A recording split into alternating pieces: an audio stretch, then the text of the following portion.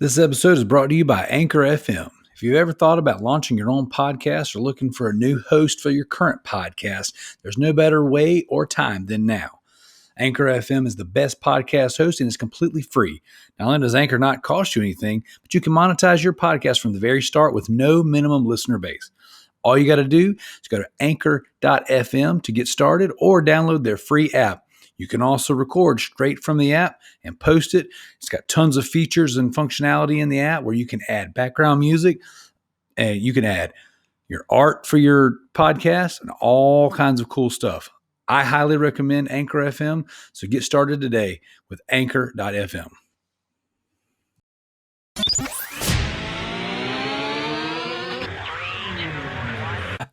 And I don't like to judge a book by their cover, but like, I feel like if there was some apocalyptic situation, I could lead them.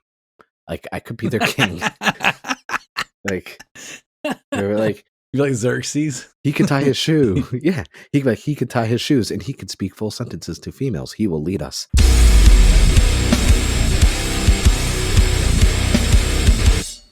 feel the minutes count down on the clock again. Feel like I'm playing in a game that I can never win. Time is running out, I know I gotta make a choice. So many whispers in my ear that I can't hear my voice. Tell me, will it end the situation that I'm in?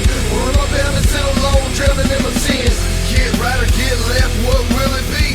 Time is running out, the blood is flowing down the streets. People need to know we're living in a war zone. Hit the streets with the truth. What's up, everybody? Welcome to the Loot Bros Podcast. I'm your host, Residentdarrell, and this week I have Mark Lucia from A Nerd Named Mark podcast. What's up, brother? It's me. I'm here. Not much. I made it. Yeah, you did. I appreciate it, man. I'm looking forward to this, man, because you and I have been talking back and forth about doing a DC FanDome special, and I was going through just some of the old Loot Bros episodes, and I noticed where we did a DC FanDome almost exactly a year ago, and so I was like, man, this, obviously you and I have been talking about it. I was like, yeah, we got to make this happen. And then the stars aligned, and it was like, you know what? We can combine the two, do the DC episode on the Loot Bros again. And I think it's going to work. I think we're going to have a good time tonight. Oh, yeah. No, I knew because I went back and listened, and I was like, there's no way we're going to be this hyped about DC FanDome like we were last time. I was like, man, it's a good thing it's not a whole episode.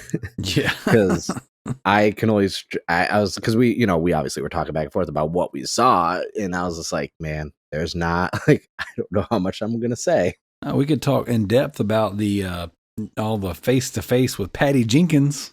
Right? Oh. I just, honestly, I just want to know why I have, like, any of us have not been asked to, like, host one of those. Like, I was like, who are these people in the the DC FanDome? Just standing. I was like, I never heard of this person. Why their charisma's too low? Like, yeah, it was pretty terrible. Like, I'm just gonna go ahead and spoil it. It was pretty terrible. It's only a spoiler if people didn't know it was gonna happen. Like, DC FanDome last year was friggin' awesome. There was so much hype around it. And this year, I really expected some Snyderverse stuff. And I know that's like crazy because we just got the Snyder Cut and we got the new Batman movie coming. And I was like, but like this thing is the best, like the most highest streamed thing on like HBO Max. Yeah. Surely they're going to come out there and say, you asked for it, we delivered, and you guys blew the roof off with it. Honestly, it's the James Gunn universe that's like getting everything handed to it right now. Plus, I believe, isn't Zack Snyder working on a sequel to Army of the Dead that just got announced? Yep, he is. So I assume that's like his main focus is. Well, that Netflix is looking at all the hype around the guy, and they're throwing the keys to the castle at him. I know I like it because I don't really troll people online. I think I tell everyone I just state facts, and if you think it's trolling, then it's trolling. But like a lot of people think all of us Snyder fans are just blindly following everything he does, and I'm like, no, that's not true. Because whatever that weird zombie movie he did on Netflix wasn't that good. I didn't watch it. Dawn of the Dead was so much better, and I still think Dawn of the Dead is probably, outside of like Man of Steel stuff, that like a masterpiece. Like if I had to do like top 3 Snyder films, it would be Dawn of the Dead, Man of Steel, and the Justice League. I would, man, I actually don't know that I disagree with that. The problem is I love Batman vs Superman so much, even though it's not my favorite Zack Snyder movie, and it's not like I can recognize the fact that it's not the best movie. There's just so much in it for me specifically. I could not put that on my list, but yes. And it has to be the director's, the unrated cut. It can't be theatrical cut. Oh, dude, that's the one I watch. The unrated one, like I say, like from a balance standpoint, with no real outside of literally just only using the end of Man of Steel to really build up on that, like you did, like it's one of the few times where it's like at first when it was announced, I was like, oh, should we get a standalone Batman before this? Like this is kind of rushing it. It's like, nope, this did enough where it's like you don't need the pandering movies before it. Like we don't need an origin for Batman again. Right. If I have to see a flashback scene of his parents getting shot one more time, I'm gonna start believing that my parents got shot. Like I'm gonna start like, did this happen to him or me? Oh, wait till we get to see Pattinson. Yeah, we're gonna see his parents die next. I honestly, I want to see that movie, so I don't care. Like they can do it. I'll allow it because we haven't really had it. Like I was like, no, we're getting a Batman year one. I don't care. It's about time. Yes, I'm very excited. And one more thing too, I want to go back to BVS. The thing that we like missed out on the most when it comes to the Snyderverse is the Flashpoint that we could have gotten, like with what's his face as Thomas Wayne. Oh yeah. What's his face? Negan from Walking Dead. Yeah, I always forget his name. Like that would have been. That's all he is now. Negan is Thomas Wayne, and then friggin' Batfleck is Bruce Wayne in a film together. That would have been absolutely amazing. Like he had planted some killer seeds, and just we didn't get it. Yeah, there's still time. Yeah, that's true. Ben Affleck is still a sought after actor, and depending on how he is in the Flash movie, like I think people like everyone made the jokes, but now years later and after freaking the Snyder Cut, everyone's just like, man, Ben Affleck is Batman. That was good. I'm like, you're damn right. Now go back and watch the unrated Daredevil. Even though it's bad writing, he was great in Daredevil also. Everything but that dancing scene. Oh no, the dancing was crap. So bad. Like that doesn't count. That's one of those scenes that like I get embarrassed watching. Like if I watch that in front of somebody, I would be, I'm sorry for putting that. But also gave us one of the most obscure and dare I say great casting choices, Michael Clark Duncan as freaking Kingpin. Like that caught me off guard. Yeah, and what's his face? Colin Farrell as Bullseye. Yeah, and I was like, you can't really like. Yes, Vincent D'Onofrio is really good as Wilson Fisk in like the Daredevil like TV show, but man, Michael Clark Duncan was physically imposing because everyone like thinks like, oh, Kingpin was just this fat guy. He's like, no, he was bulky. He was a scrapper. And he's a boxer. Crazy deep voice. Michael Clark Duncan does. He did such a great job, and I was just like, man, because I believe he passed away, but I was like, man, if he was still around, he would have been great. Yeah, that would make sense because I haven't seen him in any movies or I believe he passed away. Yeah, but I was just like, man, like Ben Affleck does no wrong, except for Jiggly or whatever that film was from Kevin Smith. Like, I mean, other than that, like, I mean. But wasn't Michael Keaton in a movie similar to that? Like, wasn't he like Mr. Mom or something before he was like, Batman? He was like, I don't know, because Batman, that was what, 89, so I was only like 3, so I don't really know what he did before that. I know what he did after that with Multiplicity, so I mean, I remember that one. That could be a Batman curse no one talks about. Right. So you play Batman, then you do a really crappy kids comedy. Dude, I know. My wife's air humping at me while we're recording.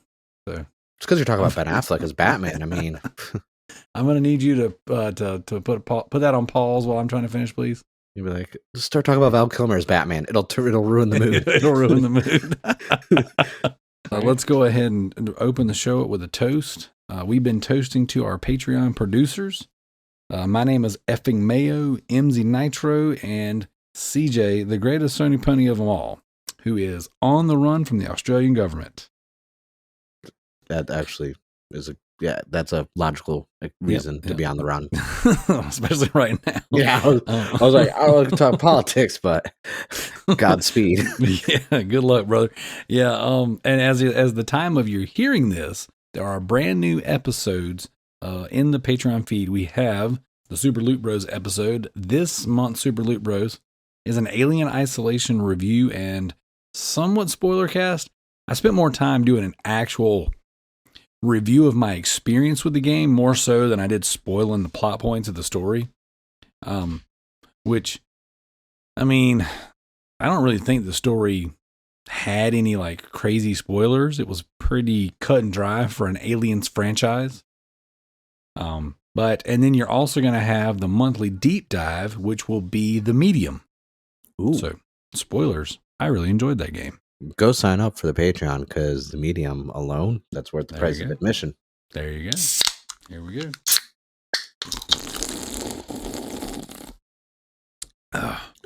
Yeah. So, fun fact, I don't ingest sugar. I'm kind of like a health freak again. So I got a delicious Coke Zero Sugar. I took the can out of the box, fresh box in the fridge, and the top is like all demented and warped. Oh, I love it. Go to check another one. Another one is the whole 12 pack. I mean, somebody drop that junk. Yeah, like it's the one where it's like warped and popped. Luckily, it's not where it opens. It's on the other side of the pull tab. So I'm like, it still works. But man, I was like, a whole case? Like, do I win something? It's like in Ace Ventura when he's like delivering the package and he's like kicking it down the hallway. Basically, and shaking it. Like, yeah, no, kicking it to the elevator and the door's like shutting on it. Like, no, I was just like, how? I've never seen a full case. And each can was like symmetrically dented. Each can was very similar to each other. And I was There like, you go.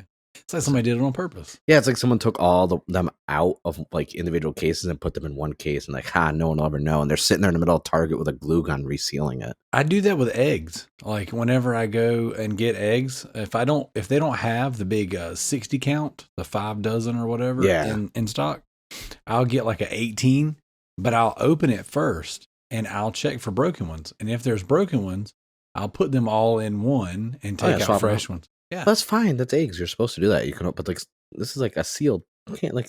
I feel like they should have security. They should have security in the soda aisle because, it's like no. And it was like the last one too. And I was like, oh yeah, I got the last 12 pack. Like what could go wrong? Everything. Yeah, literally every can. Basically, yeah. So, all right, Mark. Now, you know the drill. Typical Loot Bros fashion. After we toast and do the housekeeping, we jump into what we've been playing. As far as housekeeping goes, outside of the Patreon, there's really nothing else to push or promote. I've been talking about the other shows that I've had on hiatus for a while. I've got dates scheduled with various hosts to knock out some of these shows. And as far as the Comic Cast goes, this is technically in a substitution for what we were going to do for the Comic Cast. So I don't really have too much else going on. So why don't you break us off of what you've been playing? Ooh, well, honestly, not much because I don't know what it is. Like I go through phases. I'm sure you have as well, where like nothing, even new games, like you're not hyped for anything. Like you don't really like. I've bought games, but I haven't really like. I bought Diablo 2 like remastered or whatever. Haven't played it. I got Alan Wake remastered. Haven't played it. I did just buy right before we started recording the Dark Pictures anthology, House of Ashes. Playing that tonight, but it's just like. Outside of like the Switch, I've been playing like Pokemon Unite still and just been kind of, I don't know if it's because I'm working so much or just even getting, like I finally got all the, I collected my Infinity consoles. So I have the 5, the Series S, Series X, but like I just haven't really been playing much. I don't know. It's just, it's weird. It happens to the best of us, man. Like I am gearing up for 2 trophy competitions. So we are doing another trophy war, which you remember the last one. Oh yeah, I do. It's been that long since we've done one. And then, so that'll be next weekend for Extra Life. That'll be November 6th. And then immediately following, I joined a group of our listeners in a True Trophies competition for TrueTrophies.com where we have our little custom leaderboard. Yeah. They do like, community events, different contests and things like that. So I joined Gareth Davis and MZ Nitro, and Gaz Davis, I guess is if I call him by his government name, and MZ, and so we're gonna do the True Gamer Score competition, and it's pretty interesting. I've never participated in it before, but basically, TrueTrophies.com has like their own like point system for trophies and achievements, and they do it based on kind of like rarity and stuff. So, like for example, like on the PlayStation Network, a platinum trophy is worth 180 experience points, like on your level system. Yeah. And so on True Trophies, you could have a game that like has a very rare platinum and it's worth 800 points. Yeah. Whereas if you get like a I Am Mayo platinum, it's like here's 2 points and a smirk. Right. And some shame. Yeah. So basically this particular contest coming up is 15 weeks long, and it's there's a team version and there's a solo version. Yeah. And essentially every week teams will be eliminated. There's like a bottom bracket. And this one calculates the difference of score. So let's say my Saints Row Platinum is worth 700, 800, I don't know, True Trophy score. But, Sony on the PSN side, that's 180 points.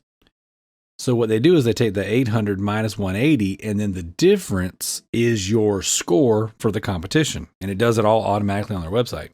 Oh. So then as you progress through the contest, trophies are ebbing and flowing. So more people are digging into games, more people are getting certain trophies. Therefore, they become less valuable over time.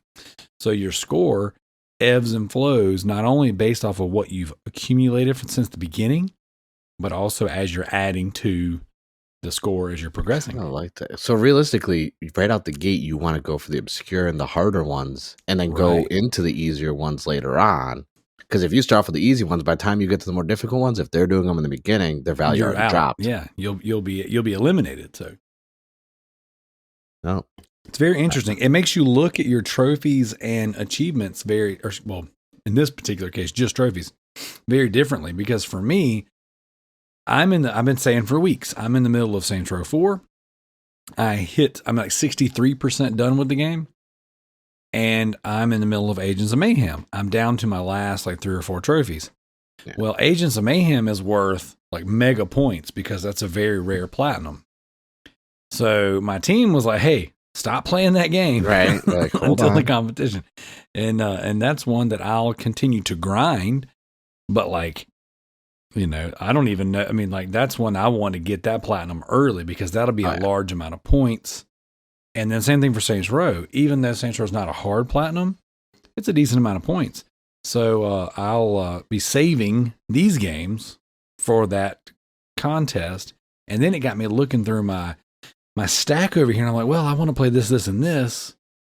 And sure, your standard trophies, your more common things that happen just from story base, those will add up. But it really kind of pushes you to get the obscure ones and play, like you said, the obscure games.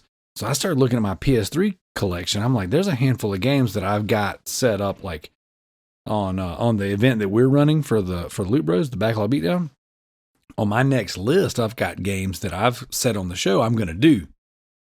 So I started looking at those. I'm like, man, I'm going to start to do an amalgamation of both. I'm going to make my next list on these games that I was picking, but I'm going to pick certain ones specifically because they're going to give me more True Trophy score.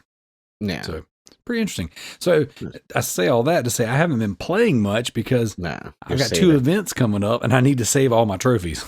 So we've also been playing much, but like one of us is just not playing for another reason. Like you plan on playing games. Mm-hmm. I'm honestly, it's just like once I just want to play House of Ashes so much, especially because I haven't looked at the game or anything outside of the trailer, but I already saw the name of the 4th game. Yes. And apparently, because there's going to be 8 games total. Right. And the next game is like the season 1 finale, so to speak, or the first half of first phase of the 4 games out of 8. And I was just like, I don't even know what that is, but man, I am all for it.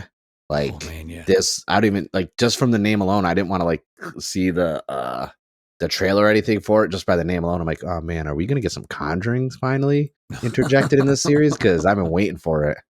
Oh, it's gonna happen. I replayed Until Dawn a couple weeks ago, even though I platinumed it the week it came out. I was just like, I just had a hankering. I was like, man, I want to play Until Dawn. I miss this game.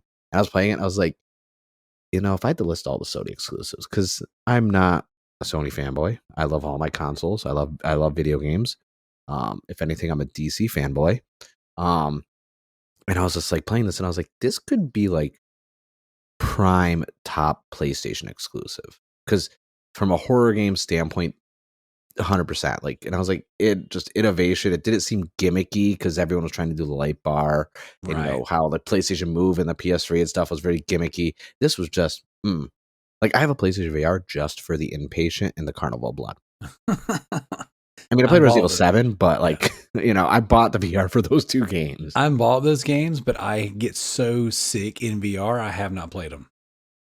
Like, I have them still in the wrapper. Yeah, it's some VR games I get like that. Like when I was playing 7, Resident Evil 7, I feel like it wasn't motion sickness. It was more like I was getting like stress-induced heart attacks. I legitimately, because like playing like Carnival of Blood and like the Inpatient, completely fine, normal. But something about Resident Evil 7 and I had that platinum headset from Sony too. Yeah. So like that with the VR, I was just like, and I'm like, nope. Like my little heart rate thing on my eye, like my Apple Watch was like, lower it. You're past 200. No, 200 BPMs is bad. And I'm just sitting there like, why am I sweating? I have the air conditioner on. Like, and I was just like, nope. I was like, ugh. But then I played on like the Oculus or the Quest 2, like the Star Wars Squadrons. Great game. VR, perfect. But man, 10, 15 minutes into it, I want to vomit. Yeah, and I've said this before, and I might not have said this on the show, but like sometimes I was doing the theater mode, just doing theater mode to play Spider-Man, and it made me sick. And it's not even moving; it's just I think it's the lenses. It does something to my eyes. I don't know. I'm a friggin' big wuss. I just can't do it. And I'm just saying, like when Avatar was out in theaters in 3D and this and that, I couldn't do it. Like halfway through the movie, I was like, I wasn't even getting nauseous or anything. I was just getting a migraine. Yeah. Also, the movie was long and boring, and I was like, I could have just watched Ferngully. Why am I watching this? Like, at least Robin Williams was the voice of a bat, and it was entertaining. There were songs. There are no songs in this. Tim Curry was in it. Yeah, I'm like, there's no songs, no Robin Williams, no Tim Curry. Like, I was like, why do I get this dude from Man on a Ledge? Yeah. Like. Yeah, that's so funny. My brother wants to rob a bank because I went in prison. I'm going to stand on the ledge. It's like no one cares. Liz Banks is an overrated actress. No breaks. Yeah, I was like, no, but no, some 3D stuff just can't. But yeah, so playing Until Dawn again made me realize like I want more creative games like that. I got really into cryptids in the last 2 years because I had a lot of free time because I was stuck at home, and I was like, I want more games that are going into like this cryptid territory, like Wendigos, other paranormal creatures. Yeah. I was like, where's my Dark Pictures anthologies Bigfoot or Messing with Sasquatch? I don't know what they want to call it, but give me something with Bigfoot in the woods. Good. You know what's crazy is not, I don't say it's about the same time, but like, so Until Dawn had the Wendigos, and that was like super, super cool. And then I read, it was a Wolverine comic book that had Wendigos in it not too long ago. It reminded me of it, and I was like, oh dude, this is so freaking awesome. I don't think people realize how often Wendigos show up in like pop culture and don't really like, you don't notice that's like, it's like, yeah, no, like I want to go see this movie called Antlers that just came out, and my friends are like, oh man, it looks creepy, I wonder what the creature is. I'm like, well, I can't 100% confirm it because I've not seen the movie, but it seems like they're hinting at it being a Wendigo. And he's like, well, how would you know that? That's not like, well, I am Native American. My great grandmother was Native, like a full Native American. And she used to tell me stories, and like, they believe that stuff 100%. And like, and I'm like addicted to like Wendigos and Bigfoot, not the Yeti. I don't know why, even though it's technically just snow Bigfoot, but like just the Wendigos, like just, there's something just so curious about Wendigos, and that's why I think Until Dawn for me also was like one of my favorite, not even just PlayStation, in general, one of my favorite games. It's a good one. And a lot of people are like, why? It's just, I'm like, well, a lot of kids don't know this. Like, we're similar age. So we remember the Batman Choose Your Own Adventure books? Oh, yeah. It's that, but without Batman. Like, that's Oh, yeah. all it is. Like, Choose Your Own Adventures were big. I don't know why they stopped. They used to be Goosebump Choose Your Own Adventures, Batman. There's some Spider-Man ones. Oh, yeah. I mean, I had if you want to some for my skip kids. some issues, there's X-Men ones. Even if you skip a couple of issues, it kind of seems like you're playing a Choose Your Own Adventure. Heck yeah, dude. Yep, I had some of those for my kids, man. Those are freaking awesome. Yeah. So I guess that wraps it up. You know, you and I haven't been playing much, although I I know. am getting geared up. We're both getting geared up to play House of Ashes. Yeah, 'cause, what'd you buy it on, by the way? I'm the PS5. Of course you did. Yeah. So I was told by Joe, one of our co-hosts, that if you buy the PS4 version, you get the PS5 version for free, and there's 2 trophy lists. Ooh. So I might just go pick up the 4. PS4 version instead, because I haven't picked it up yet. So I think isn't the same price regardless though. It's still like $30, Yeah. I think. Yeah, which is cool. That's why I am not partaking or at all adding any fuel to this console war that I don't understand. But I do like that when I bought my copy today, it said Xbox One and Series on it. So I was like, oh, look, this one thing, I put it in any one I want and it works. Except for the Series S because it doesn't have a disc drive. Well, you know, the PlayStation stuff is the same way. It's just like you can get 2 copies with 2 different versions with 2 different lists. I know. That's the thing that bothers me though. Like if I could get like 2 different achievement lists, yeah. like How I cool would that be? and I would be dominating Back for Blood right now and being like, let me get 2000 real quick. Like that's Dude, the only thing I'm jealous of. I played that game and like I played it by myself, and there are no achievements if you play it by yourself. I know. I'm annoyed because I was playing it by myself for like a couple hours, and because I love Left 4 Dead. Left 4 Dead, such a great 2 game, man. And I was worried when the game was announced because I'm like, could a Left 4 Dead style game work in this generation of gaming when, you know, everything has season passes or it's free to play or battle royale? Could people just realistically be like, hey, let's sit down and play like up to 4 people co-op and just dominate some zombies? And it works because it's a gorgeous game. Yeah, I mean, like I said, I played it for a little while and I enjoyed it, but I don't like the fact that I can't get achievements. I know. Like I can't get I was worried because I was playing it for like, 2.5 hours. I was dominating through the campaign, and then I was just like, I forgot I had notifications off because I get a lot of party chat invites a lot. Yeah. So I turned off all notifications by mistake. So I was like, oh, no achievements. I'm like, well, I have notifications off. Let me go check, and it's like 0. And I'm like, but I just did so much stuff. Like 0? Yeah. And what was funny is I said on the show that I was really annoyed by the dialogue in the game. And then I listened to another podcast where they were talking about how intuitive and great the dialogue is. And I'm convinced that maybe my game was glitching because the person just kept saying the same stuff over and over and over again. I noticed there's a lot of repeat stuff, but like depends on like the situation, I guess, is like what that. But like I remember early on the first like 4 missions. So like I feel like everyone was just saying the same like 2 or 3 things and nothing else. I mean, it's still a good game. Like it's still like that's why I was like that's the only thing I hate like right now is because like I could be doubling up on some like I don't trophy hunt or achievement hunt anymore, but I was like if I wanted to, because I got the 4 and the 5, I was like I could be making a killing right now. Let me just boot up Spider-Man real quick on the 5 because I got the platinum on the 4. Yeah. So I was like, let me just boot that up real quick and be like, oh look what I did. That was a hard work for 5 minutes. I did that during I was a part of a trophy event for the National Hunting Day a few weeks back. And I started the Spider-Man all over again because I really wanted to just experience the game again, and I wanted to go through and get the platinum a second time. Yeah. And the thing is, I've got so many games, I don't have time to platinum that game again. No, and you really don't. And so I started it again, and I was like, oh, I was having a good time. Anyways, I had to delete it, blah, blah, blah. Long story short, I for that National Hunting Day, I was like, screw it, let's do this. I auto-pop my trophies. Nice. I will say this because Spider-Man, phenomenal game.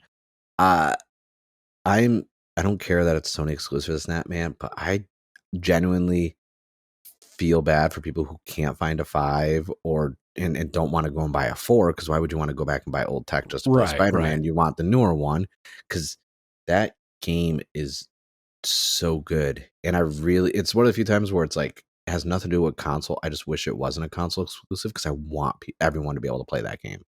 Well, don't worry, old Jimmy Ryan's bringing everything to PC. I know, right? PC Master Race coming up. That's why I'm like, oh man, do I really want to wait for Spider-Man 2, or can I get on PC when it's on Steam cheap? Because I'm getting that Uncharted collection for 4 and Lost Legacy. I was like, I'm playing. I hope it's ultra wide, because I was playing was it Horizon that was on PC that was ultra wide? I was playing that ultra wide, and I was like, good Lord, this is gorgeous. How often do you stream, Mark? 0. Oh, really? I stopped after Mixer shut down, because I was doing really good on Mixer. Right. Then I went back to Twitch. I got my affiliate like in a month of streaming, and because I was hitting those niche audiences. But with my time in the snap, I want to do podcasts. Like, I've been focusing more on YouTube. I just don't have time to stream. I feel you. And also I have a lot of internet issues from time to time, because they're this whole area where I'm at in San Diego is being upgraded to fiber, so a lot of but it's I don't know, I don't like just sitting there playing games and like being on stream. Like, most of the time I'm like relaxing and playing games, or I'm in a party chat playing games. Like, I like doing that stuff. Like, I just can't. I find like I'm not entertaining to be on stream, because like, especially there's a lot of TOS out there, so like I can't, like, you want to see me really play a game. Like, the last time I streamed, I played Until Dawn. Actually, was the last thing I streamed, and then I was playing this HP Lovecraft game on the Switch that was based on the Mountain of Madness. Okay. Which some indie game, I forgot what it was called. And then I was playing like Sinking City. I was going through like horror and HP Lovecraft stuff constantly, and I was just like, that was the last time I streamed. Actually, was me finishing Until Dawn. I streamed it from start to finish. Okay. So I remember you telling me you were on Mixer, and my brother was on Mixer, and he said the same thing. He was doing really well on there. And then when Mixer went under just abruptly, he was like, well, he started over on Twitch, and he's Games and Gains Media. And he's doing okay. I think he's like 110, 115 subs now or something like that, or whatever they call him now. Yeah. Followers, I guess, and he's got a handful of subs. I don't know exactly how they break it all down yet. But he said, man, people are stingy with their follows and stuff on Twitch. Oh, yeah. Like, it's a lot harder to break into that. And I haven't streamed in years. Honestly, you have the Facebook group in this set. Check out Facebook Gaming. I did it a little bit before I jumped back to Twitch. And you could stream, if you have a Facebook page, you stream right to that already. So I was streaming on my podcast Facebook page, because I rebranded at everything just a nerd named Mark. So I was like, oh, I'll just stream on there. And I got their level of like affiliate within like a couple days. Like, well, see, and that's my thing is I've been, so I've jumped in, I'm going to stream for the Extra Life thing. So I've been jumping in, just like doing little test streams. It's kind of like I did one with my daughter and I did one with my son last night, and we had a blast. And we only had like 8 people in the room or in the chat with us. But I mean, like, all of them were interacting, and it was all listeners of the show and people that, you know, we had my brother and his wife in there, and it was awesome, man. My son had a really good time. We were playing Five Nights at Freddy's 4, which nice. I don't really care for those games, but like cheap jump scares, like he was having a blast. I was having a blast. He was explaining the lore of the game. And it's got me interested. Is he a big Five Nights at Freddy fan? Oh, yeah. Oh, he's got all the books. He's I was going to say, did he like the silver ones and this, that? Oh, like, yeah. I played the first game only, and then I just stumbled across like the first book. Not the ones that were like the little kid ones, but the more young adult ones. Yeah. Like the Silver Eyes and like the Fourth Door, some of that. And I read that whole series, and I was like, it's good. Man, I was like, how'd they come up with Ditch Death to me being like a dude looking at security cameras for a pizza place? And then Blumhouse is doing the film. Yep. And I'm like, and they're like, yeah, we're trying to find a proper script. I'm like, did you guys know there's some books that came out? Because those books would work perfect. Yeah, like, he's got just adapt those. I've been buying all the books and stuff for him, and he just my son's a bookworm anyways. Like, he's every night before bed he reads, and he reads and reads and reads, and dude, he's knocked out all that stuff. So I've been buying them for him. Hand him the trade paperback for The Long Halloween. I have it. I can do that. I know. I finally. By the way, they put part 1 and part 2 on HBO Max. Yep, I bought them, and then I just bought Injustice as well. I just haven't watched that one yet. I bought part 1. I couldn't find part 2 because it was actually selling out around here a lot, or they just weren't getting it in. Injustice, I have to get eventually, but I was like, oh, part 1 and part 2 are on HBO Max. I was like, well, I don't have to rush to find a physical copy of part 2. Right. It's good. I was hoping we were going to get a steelbook for both parts because me too. I'm in that rabbit hole now. Oh, dude, I live there. I was really pissed because I was trying to find the Snyder Cut steelbook because Best Buy was advertising it, but they didn't actually carry it. So I didn't buy it when it first came out because I kept trying to get the Best Buy steelbook version. Well, then I kept posting on our Facebook group because Best Buy was constantly sold out of the movie, the DVD, the Blu-ray, and the 4K. Oh, geez. And then, so there was a display unit the day it came out at my local Walmart by my house. Well, they probably had 20 or 30 copies of the films. I didn't grab it because I was still trying to get the Best Buy steelbook version off of the website, and then I went into the store a couple times. So then I'm like, well, screw it. This doesn't exist. So once I talked to somebody, they're like, yeah, it was advertised incorrectly because it was just like a little line that says comes with steelbook. So I go to buy it at my Walmart because the Best Buy was sold out and everything. And then they were sold out. I was like, huh, that's crazy. Well, in the morning when I go to work, I'll hit the Walmart over there. They were sold out. So the whole first week, it was sold out everywhere. So I ordered my copy off Amazon. But I was really hoping for a steelbook version of that one. I think it was in one of our group chats. I think I sent the text, remember, earlier this year, that book off place I go to, reselling books and movies. They had that steelbook section. Yeah, they've expanded it. It's 3 times the size now, and now they have a video game steelbook section, dude. and every time we go there, I'm just like, she's like, oh, the movies are over there. I'm like, I'm not going down that aisle. She's like, why? I'm like, they have 3 sections, all movie steelbooks, and they're organized by 4K, regular Blu-ray, in alphabetical order within genres as well. And I'm like, nope, because I'm gonna go right to the horror section and be like, let me get some of those. I'm going to go right to the comic book section. I was like, then I was in the gaming section and they had Death Stranding and a couple other steelbooks. I'm like, I don't even want to play Death Stranding, but I was like, that steelbook looks nice. Yep, I got that one. I was like, they had one of the Resident Evil games in a steelbook. I think was it 5 that got it? I don't know which one, or 6. One of them had a steelbook, and I was like, that's nice too. And I was like, nope, this is a slippery slope. This is how addiction starts. Yep. And so 5 got a really awesome steelbook. It was black with silver, almost like hieroglyphics kind of cut into it. And then 6 did not get a US, a North America release of the steelbook. You had to buy the European version. So I did. Nice. Yeah. And then I think I had Cool Kid Joe, one of the top achievement hunters. Yeah. I had him on the show and he was telling me about other versions that he's got that I didn't have. I'm like, man, that's crazy. Yeah, I've been wanting to get more international, because I want a Resident Evil collection of just all the stuff. I got the Resident Evil 4 for the Wii, a Japanese version of that. I have the original Biohazard for PlayStation 1. And then do I have a code for it? I don't know. I have a box somewhere with all my stuff, but I started finding them at this place because it's a Japanese store too. So they have all these, and I'm like, ooh. Whenever it's, I'm like, oh, that's a Biohazard 5. Well, let me get that. Let me.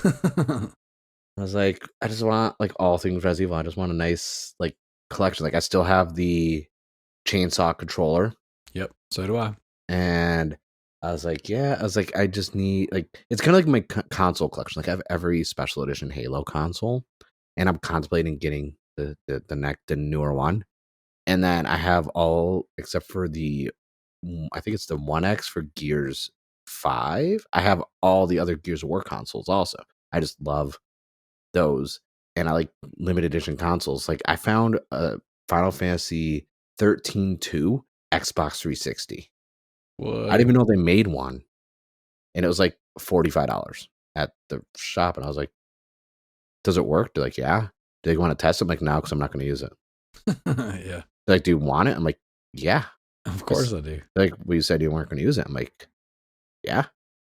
Like, it's going on the shelf. Like, I found a Yakuza PS3. That's crazy. And I was just like, but they wanted like 500. I was like, is this a Fat Boy PS3? They're like, no, it's a Slim. I was like, are the Japanese ones backwards compatible? Like, no, they're the same as the American ones. I'm like, really? Because this one has Yakuza symbols all over it. It's not the same as the American ones. That's amazing.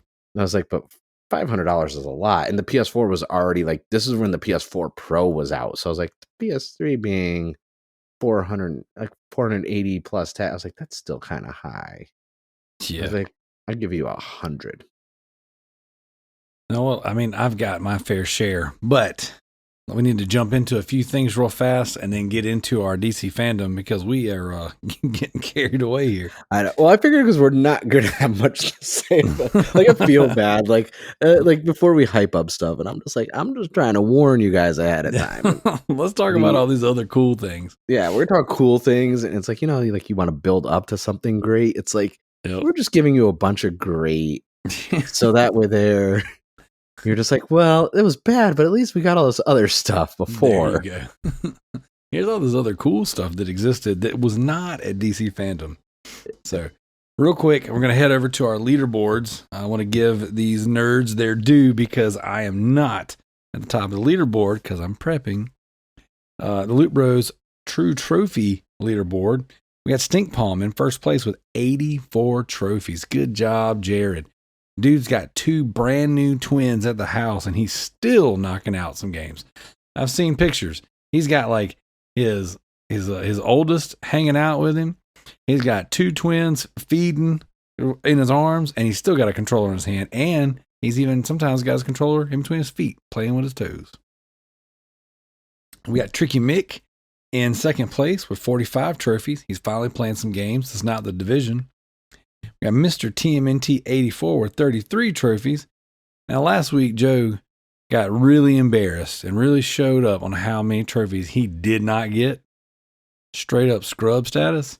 And then he says, all right, that's it. I'm going to come out with a bunch of trophies. And he only got 33. It's just, I don't know, Joe. You just got to do better. In fourth place, I'm styling on you, bro, with 30. And then I'm going to go all the way down to 12th place. The Residentdarrell. This is my alternate account. I have this one just for like boosting and anytime my kids need, like they have a friend come over and they need a profile to play on so they can play games. And I have 1 trophy on there. Shout out to MZ Nitro. I helped him with his Gat Out of Hell Platinum. We did the Gat Out of Hell co-op or whatever. Worked out pretty good. If anybody needs to get some Gat Out of Hell trophies, let me know. I still got it downloaded. So, and then head over to the True Achievements leaderboard. I'm styling on you, bro, is dominating that one with 1,055 points. Redbeard Rick coming in second with 545. He's playing some Skyrim. And then GDI Master Ace with 380 in the Forgotten City. And then I'm going to give a shout out to my boy Dump Liquor in fourth place with 185 achievement points. So that is our leaderboards. Backlog Beatdown. Kalai's not here with the updates, so we're going to pass on that one. We're going to jump into our community questions real quick. These shouldn't take too long either, and then we can dig into our main event, DC FanDome. And like thereof, main event. No, not really. There's actually some pretty cool stuff to talk about. Yeah, there was a few good things. There's the things we're going to talk about are the good things. Everything else, like, don't waste your time. Yeah. So I'm styling on your bro, writes in. He says, how could Bo Jiden make PSN great again if it was never great in the first place? What are your thoughts on this month's killer PS Plus lineup? Mark, did you see the free games we're getting for PS Plus this coming month? Honestly, at the time I did, I already forgot. I'm not going to lie. It's a pretty good lineup. We're getting 6 games. We're getting 3 VR games and 3 actual PlayStation games. One of which is a day and date release. And it's a third-person game, but it's very much the theme of the game Among Us. I don't know if you have ever followed the game Among Us. I played it a little bit. And so it is, oh man, what's it called? I'm looking at it now. It is called First Class Trouble. and it looks really good. And apparently it was in development before Among Us came out. So there's a little bit of that. Hey, we kind of had the same idea. There's an imposter among us. So that looks good. We're getting Knockout City. Yeah, I'm looking at Knockout City. That's interesting. I think I own that actually. I think I bought it on because it kind of looks like it's like kind of like dodgeball. Yeah, it's like Fortnite dodgeball. And I mean, I hate Fortnite, but I like dodgeball, so dodgeball's cool. Yeah. And then Kingdoms of Amalur Re-Reckoning, which I am stoked about. That's the remastered version. Yeah, and Such a good game. That's actually a good one. Like because they've improved on a lot of it. Mm-hmm. So I will gladly say that is 100% worth the price of admission. So Absolutely. To speak. And the best part is, I still have it sealed in the box. I'm not gonna open it now. No, definitely not. Like so. I just to get it. Kingdoms of Amalur is such a great that's one of my favorite like RPGs. I put it above The Witcher 3, and really for a game like non MMO like RPG that I put the most amount of time in, Kingdoms of Amalur and The Witcher 3 are like in the top 2 spots. Okay, and this is one of those ones where like I used to play with my cousin. We had like side by side TVs. We're just playing it on our Xboxes. Just be like, oh, you're going with those weapons? Yeah, I'm going with these ones. And we just like would marathon that game and like just hang out like constantly in the summer, like just playing it nonstop. And I'm like, it was such an underrated gem, and everything that happened with the studio itself and Kurt Schilling and all that other stuff. That kind. But if it wasn't for any of that, like we would have got such. Like down the pipeline, they were going to work on a sequel to it and an MMO to go on. I was like, man, this was a good start to the franchise. Heck yeah, dude. Heck yeah. Well, supposedly we got more coming down the line, so supposedly it's going to happen. I hope so. So we also get The Walking Dead Saints and Sinners, which I believe my brother played that on the Quest and said it's really good. The Persistence, which is God, what's the name of that? That's that new studio that Sony just purchased, Fire Sprite. So they just picked them up and added them to the first party lineup. And this is a game that apparently, from what I hear from other podcasts, is pretty good. And then Until You Fall, which I am not familiar with that game at all. I'm not either. I'm actually looking up the Saints and Sinners, and I was like, this actually looks interesting. Yeah, if I wasn't such a VR wuss, I would totally try that out. No, I was like, I would play this in a non-VR, like, because it's very crafting, scavenging. You know, you get to decide how, like there's so much to it. I was like, man, does this have to be VR? Can I like? I'm excited about the fact that the Five Nights at Freddy's. Not only the VR version was really cool. I took turns playing that with my kids, and that one's a little more standstill, so you don't, outside of just the fact that the VR headset, just the lenses and stuff, something about it makes me not feel good. Yeah. But like as far as like motion sickness, that wasn't so bad. But what's cool is you can play that game outside of VR now. So I actually downloaded that on my PS5, and that's another game that my son and I are going to stream. Because we're pretty close to the end of that one. We've got almost all the trophies. And so that's a platinum we'll go for. And we might even go for it for the True Trophies contest. I might go for that platinum then, because that'll be a pretty rare one. So there's another game, very rare. I think it's rare from like a trophy standpoint, called Here They Lie. And it was a PSVR game that now you can play non-VR, because I bought it. I have that one too for the PlayStation VR. I haven't, like, it's so obscure, and I was like, I feel like it's one of those games that actually would do well from being a PlayStation Plus game. Because every once in a while, like I check up on like what's gonna be games for gold, what's gonna be PlayStation Plus free games, and every once in a while there's like certain games that I enjoy. It's not that I'm like, man, like it's not an expensive game. Put it on PlayStation Plus, like, because PlayStation Plus could help a lot of games. Or it could, like when you get like, it's nice to get a AAA title here and there, but you give them like an indie VR game or this and that, like Saints and Sinners. I'm probably not going to play it. I'll download it because I'll have it in my queue for like down the road eventually, one day maybe. But like, I feel like there's just a lot of games that get overlooked that, you know, hey, this little indie, like, throw it on there. It might, you know, someone might be like, wow, this is great.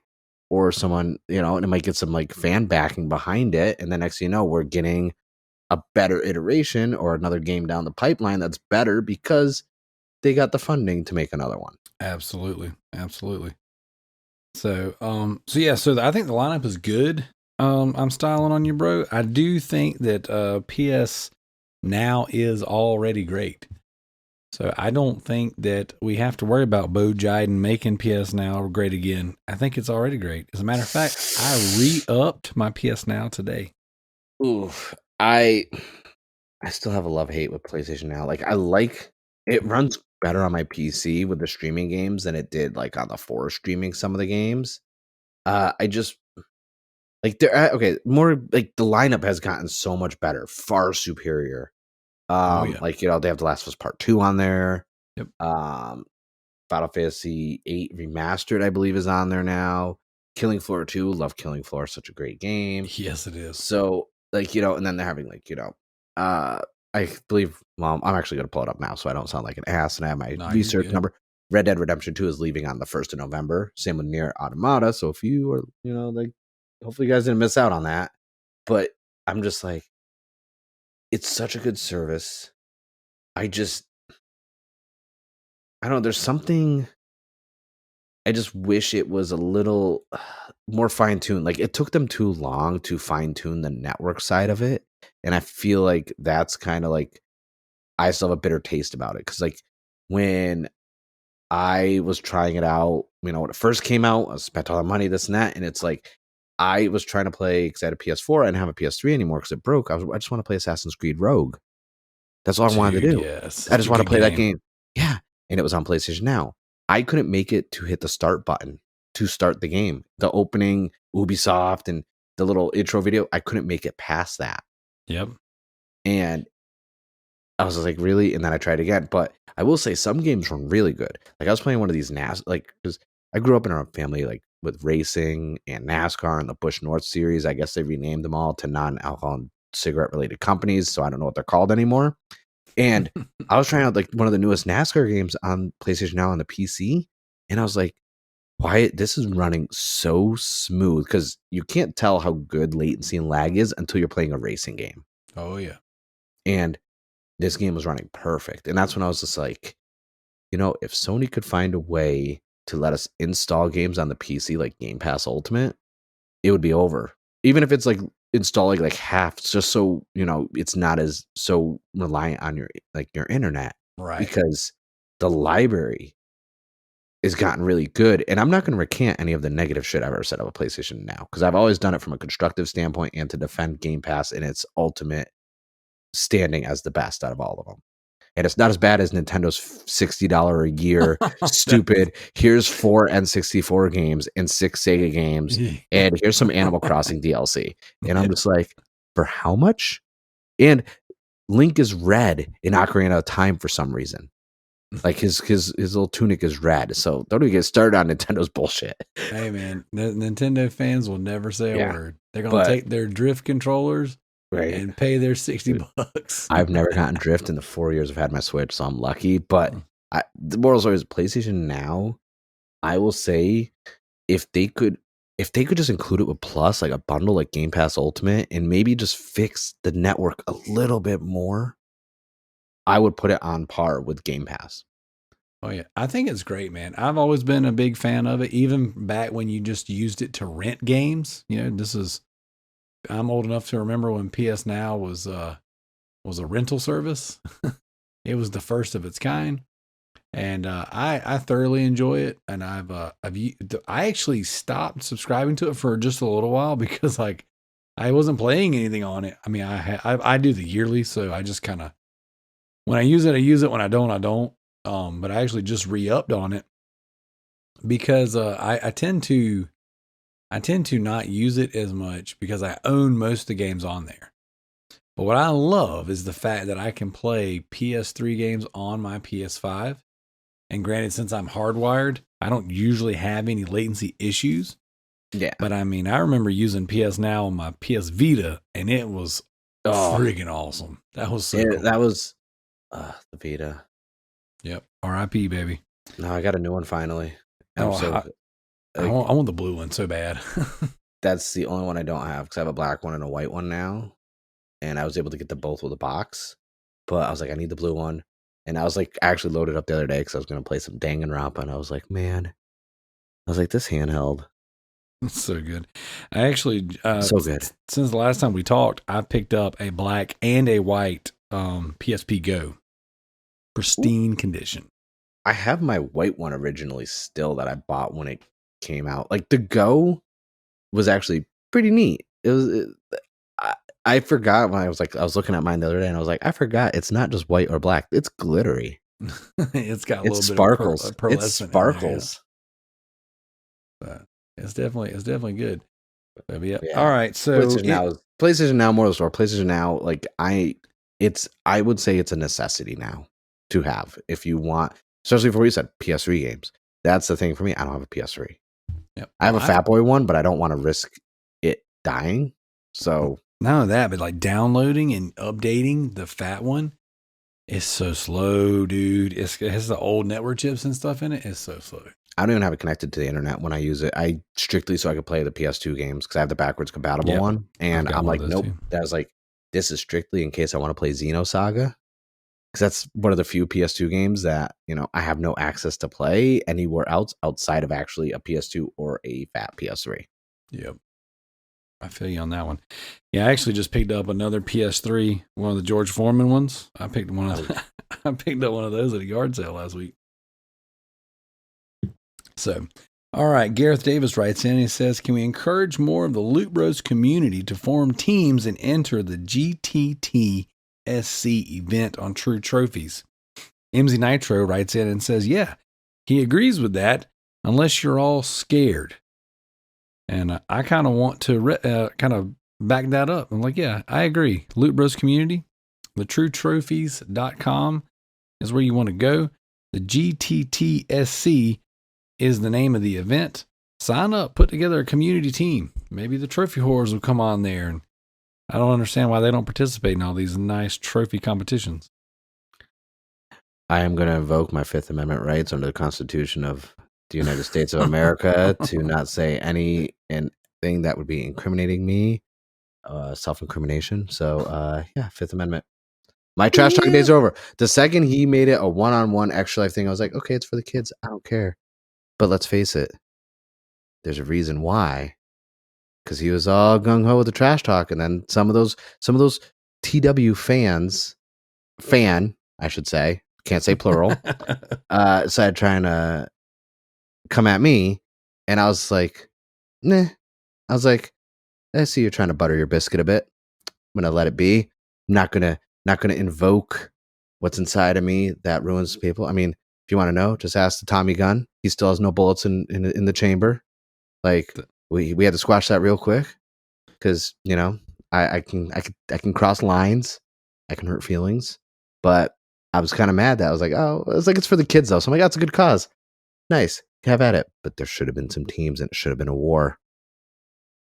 Well, it did turn into a teams and it did turn into a war. Yeah, but I can't really do extra life because I have weekends and working and stuff. Yeah, so I was like, oh, I got bills to pay, weddings to plan. I was like, PlayStation trophies. I only have 6 PlayStation controllers. They might die. Oh. Okay. The new PlayStation controllers look really nice. Some of the colors they've been releasing. So I got that like red one for the 5 because that looks good. And I still have that weird one that was like that for the PS4. That was that weird magenta purple with the teal on it. Like I bought one of those for my daughter. Dude, I love that color. Like, I will say this out of everyone, PlayStation kills it when they release controllers. Like Xbox releases like 20 new colors every month. But man, when Sony releases them, I think it's because of the design of the controller. It's always two-tone. It's sleek, and I like it. I got the midnight black, and my son got the crimson red. I haven't seen the blue one anywhere, and it's kind of bothering me. I really want the blue one. Yeah, I haven't seen the blue one yet, so we'll see. Yeah. All right, Matt G writes in, and he says, because, we're coming up on the heels of Halloween. By the time you listen to the show, Halloween will have already passed. So, do you have a spooky gaming tradition you keep during Halloween? I like to ensure I get a few games of Team Fortress 2 while they run their holiday events. Would like to hear some new ideas. I don't have a Halloween tradition as far as gaming goes. I actually am trying to start one. So, what I've been doing leading up to this trophy event is I've been streaming, which I said that a little while ago. What I want to do is I want to stream and play some horror games with my kids on actual Halloween. So, but I always have to take them trick or treating, and when we do things, we commit pretty hard. So we usually go until, we usually shut Halloween down. So as it stands right now, the boys still want to do, Halloween like proper. My daughter is actually going to be spending the night with some friends, and she is not going to be doing Halloween with us. So I thought maybe I could talk the boys into just doing a big gaming sesh and things like that, but they want their cousins to come over and they want to do trick or treating. So we'll see. As it stands right now, no. Now I will say, as far as gaming traditions in general, that I probably should do around Halloween, but I just try to make sure I do it once a year, anyway, just period. Is I play Resident Evil 2, the OG. I always make sure I play that every year. I don't usually tie it into Halloween. It's just kind of whenever I can get to it, whenever I'm on vacation or something. And so that is still to come this year. I haven't played it yet this year. Nice. I don't really have. Also, you should if you want to play games and stream them. Have you played Bendy and the Ink Machine? Yes, my youngest and I played and beat that game together. That's a weird one. It is. I think there's a second one that either came out or is in development and coming out. There's one on tablet. It's called Boris. Yeah, no, there's actually like a full Bendy and something. Okay. Like I don't think it's out yet, but yeah, I was like the whole time like, oh man, I feel like given the games that they've been playing, I'm like, you should, but you already beat it, so yep. I don't have really any traditions. Like, I mean, I celebrate Halloween all year round. Like, I like horror films, like horror games, so I don't like isolate to like 1 month or one night. But around Halloween time, I like to play Dead by Daylight. But I'll put on a movie based on the killer I'll play as. So I'll set it to only being the killer. So if I'm gonna I'll play like as Ghostface. So I'll put Scream 1 on, and I try and time my kills to the movie. There you go. So it's like if Billy's like, corn syrup and food coloring, just like they used to make pig's blood and carry, and I'm just like, stab. I'll be right back. Yeah. It's like, oh, don't say that. But yeah, like I tried timing out, so it's like it's kind of fun, like playing as a killer, watching the movie they're a part of. Or if I'm going to be a survivor, I set it so I'm only Ash, and then I'll just watch freaking Evil Dead 2, Army of Darkness. And this is my boomstick. It's like shop smart. But like I just love horror films. Like that's kind of like, I guess my thing. Like I have tons of horror movies and love a collection, so it's like I kind of like my gaming usually is just something that coincides it where I can watch a movie and enjoy a horror movie while playing a video game.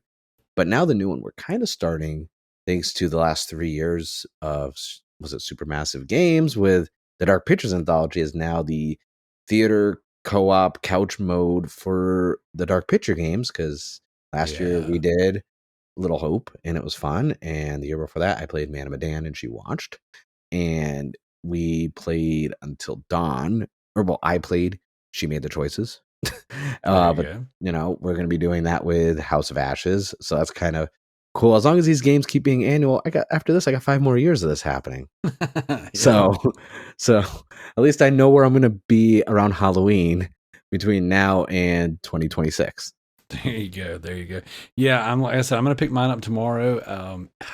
I don't know that I'll get to play it for Halloween, but boy, I'm going to try.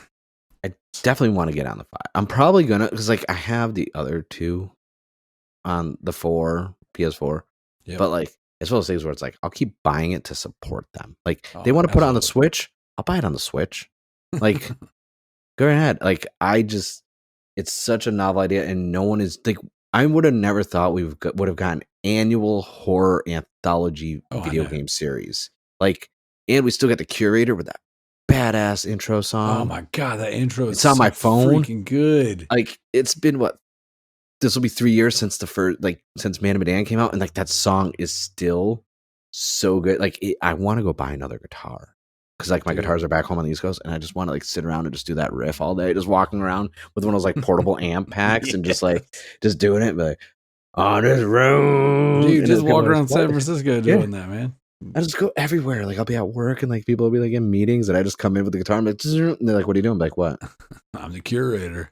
It's like everyone has a story. Yes.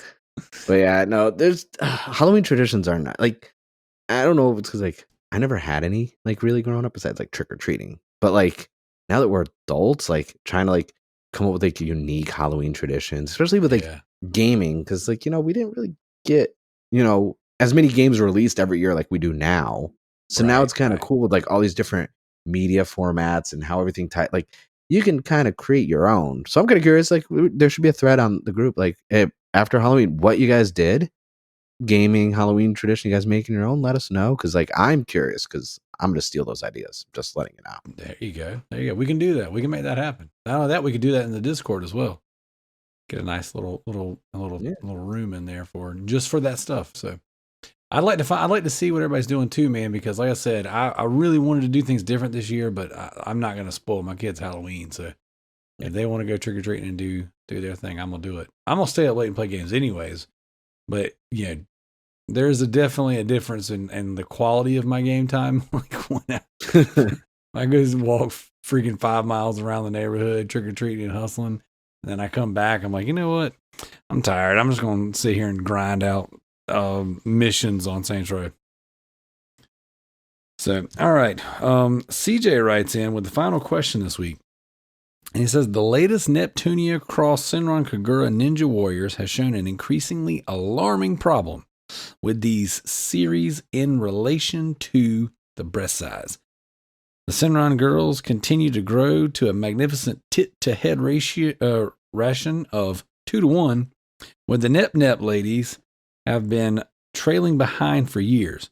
How do you feel about the rumored paid DLC cosmetics to enlarge the Neps to balance the motorboating skill between these characters? All right, I guess I'm going to get on my soapbox for a minute because we are talking about one of my favorite JRPGs franchises, Hyperdimension Neptunia. I will say this, your Neptunia X Senran Kagura, aka Senran Ninja Taisen Neptune, Shujo Tachi no Kayuan, is a great crossover game. And listen, it's only been out for what? Like, it's been out for like 3 days, okay? You got to understand, Idea Factory and Compile Heart and Tamsoft even, they know what they're doing with the size and the ratio. Neptunia, when you think about it, outside of Vert and Blanc, and at times Neptunia herself, they are mature females. Whereas Ram, Iffy, and all them, they're supposed to be children. They're the handheld versions, like, Ram and Rom for, Nintendo. They're not the full adult. They're supposed to be like the lesser ones. I do not need them to be enlarged or enhanced. Now, would I do pay DLC? Probably. I mean, honestly, like, it's physics. There's a science behind it, but I don't. The ratio side, like, it just reminds me of those mouse pads. Okay, yes, mouse pads are hilarious, and it's a crossover game, so you play Tekken versus Street Fighter or Street Fighter versus Tekken, whatever one that came out. It's like, let's face it. Did you want like the characters not like? Do you want Chun-Li to come into some weird like Jack freaking physics? No, you want Chun-Li to be Chun-Li. You want the thighs that are going to crush you. You want the Cammy with the Cammy. Like Cammy so you with kept. The can. Yeah, they kept them similar to their roots of the game they were from. Whereas this one, it's like if people are going to get into this, they're Neptunia. Like, there's a thin line between Senran and Neptunia for fans. One's a JRPG, awkward, very meta in making fun of the game industry, which is the country they're from, which is hilarious. And Senran is very like, hack and slash, very. It's basically a Dynasty Warriors version of Outlaw Volleyball. Or Dead or Alive Volleyball. That's all. That's really what it is. That's really what it is. Yeah, and so it's like And there's something outside of like the waifu anime style of Neptunia, there's something very charming about how if you play all the games, it's realistically mocking all the gamers that are like caring about console wars, because every company has their own like country within their continent, which I find hilarious. But at the same time, how they all like fight and they all have people who praise them, and how much their praise is how powerful and how much capita their little country has within it. But then at the same time, they're all friends with each other. So it's like there's so much tongue-in-cheek meta stuff in Neptunia. It's just they don't need to be bigger. Okay, if you played it, verts are so big. If you paid DLC for those to be any bigger, you're only going to see a neck and a belly button on your screen, because it's just going to be straight up anime boobs. Like, you're not going to be able to do anything. It's just going to take over. And if it's in VR, you'll get a nosebleed. Oh my gosh. Like, so I'm playing Senran Kagura Estival Versus on the Vita. And this is my first Senran Kagura game. And I think they're really fun to play. Like, I'm obviously I've been ridiculed on the show for playing the censored version, because you can go into the menus and turn on the toggles where it doesn't make them explode whenever they're damaged. Yeah.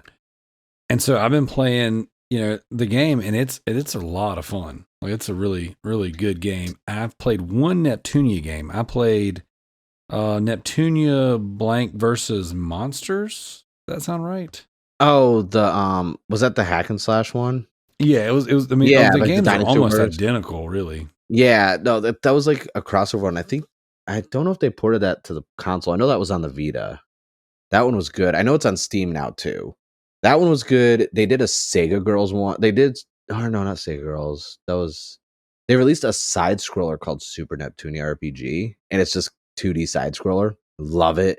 But yeah, the hack slash one, that one was good. I enjoyed that a lot. I thought it was a little much that like as you took damage, your clothes could get torn. Okay, but it was Mega Tag Mention block plus Neptune versus something. Dude, there's so many zombies, titles. Yeah, yeah, there's so many titles. Like there's a lot of games, because then you go into like Hyperdimension Neptunia Rebirth 1, which is just Hyperdimension Neptunia 1. Then you got like Rebirth 2, which is like MK2.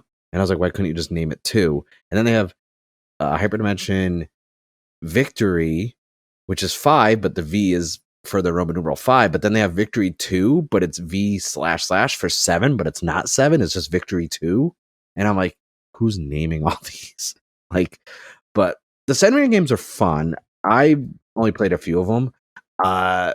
For those who haven't, there is an anime for Senran Kagura.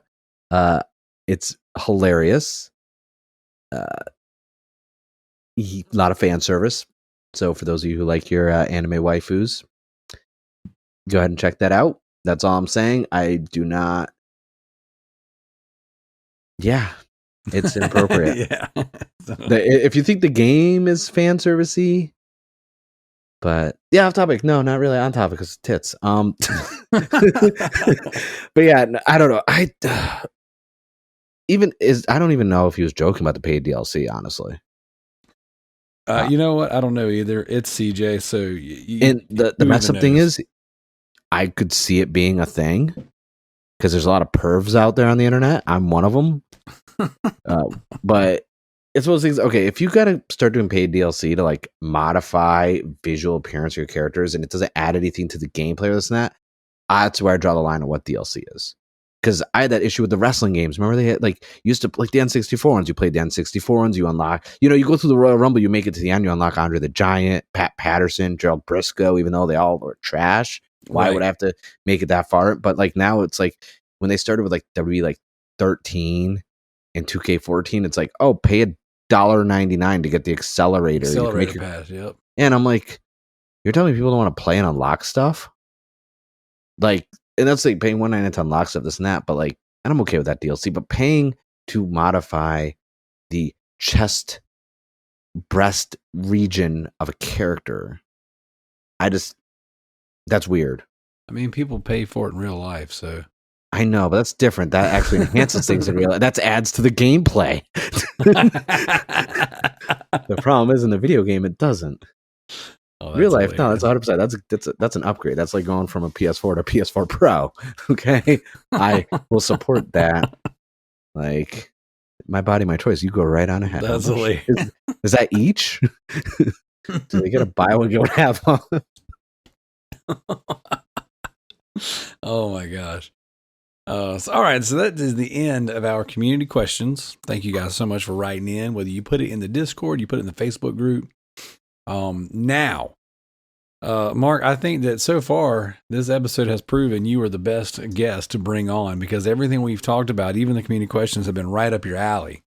I know, they knew ahead of time. It's almost like it was predestined to be this versatile. There you go. But what we're actually here for is to talk about some of the very small handful of really good things that came from DC FanDome. So I'm not even going to do any kind of like flirting and getting into it. Like, what was your favorite announcement from DC FanDome?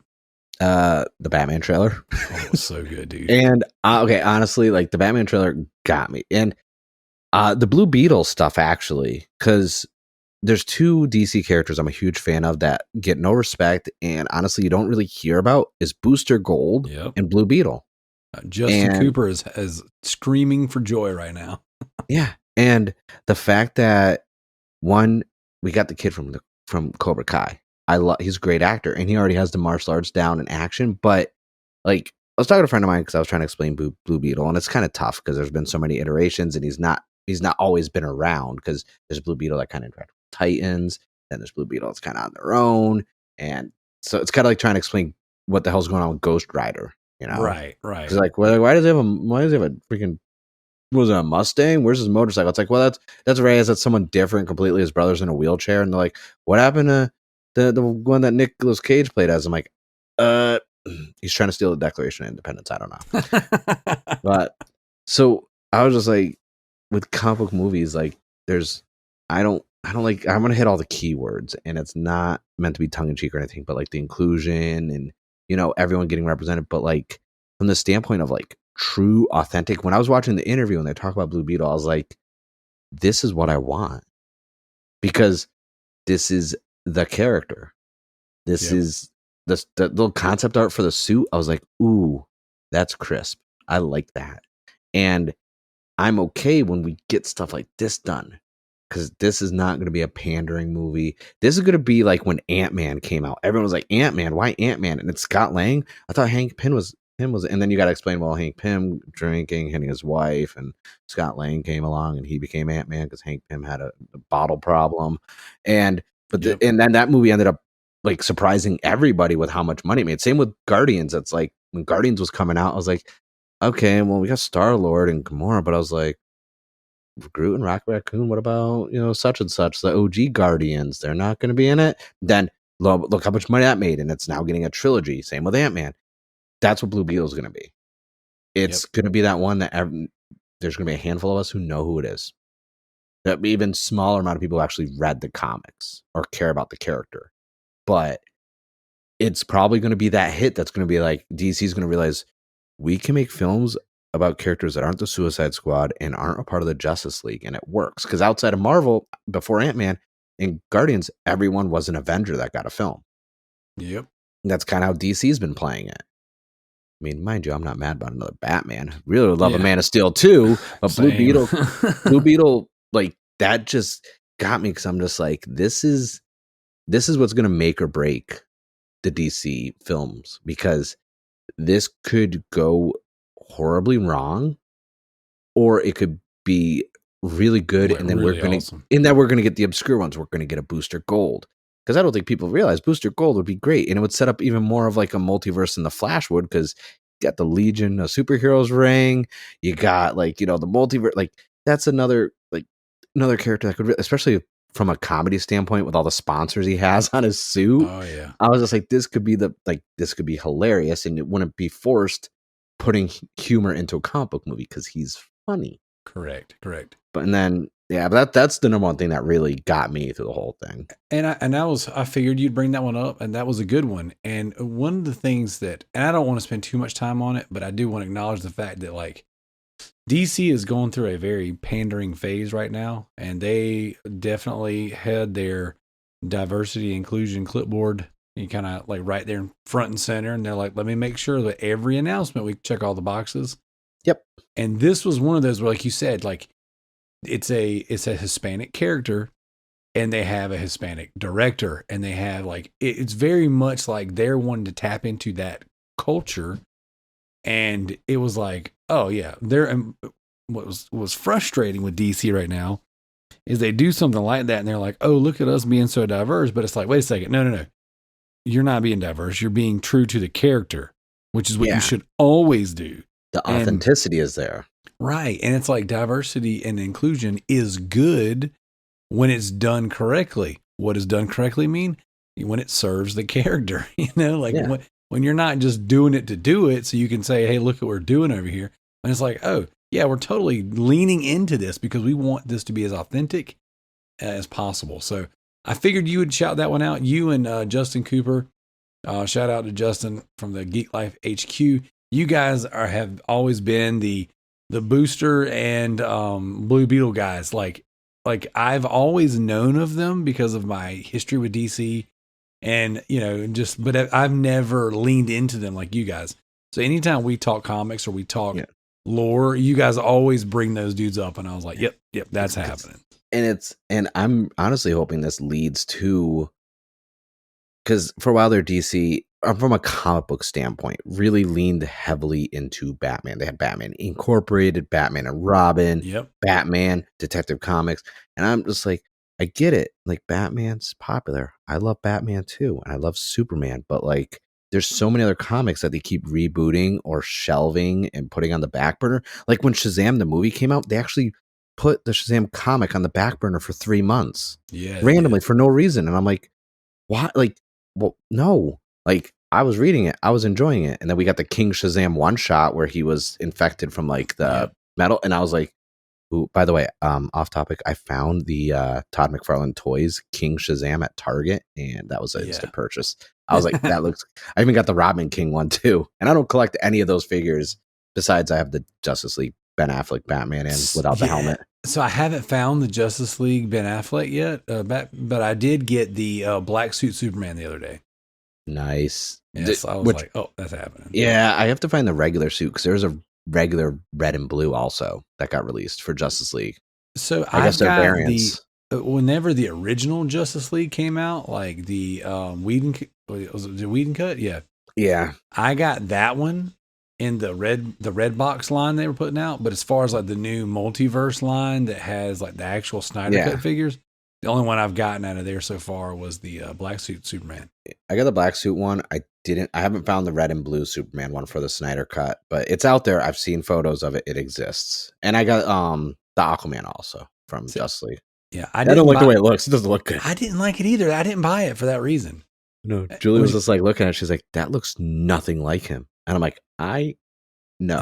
It's so funny you said that because I was getting ready to say I didn't pick that one up because of that. But like, granted, in my area, these figures just, I don't know, man. I got one of my old band members, one of my old guitar players.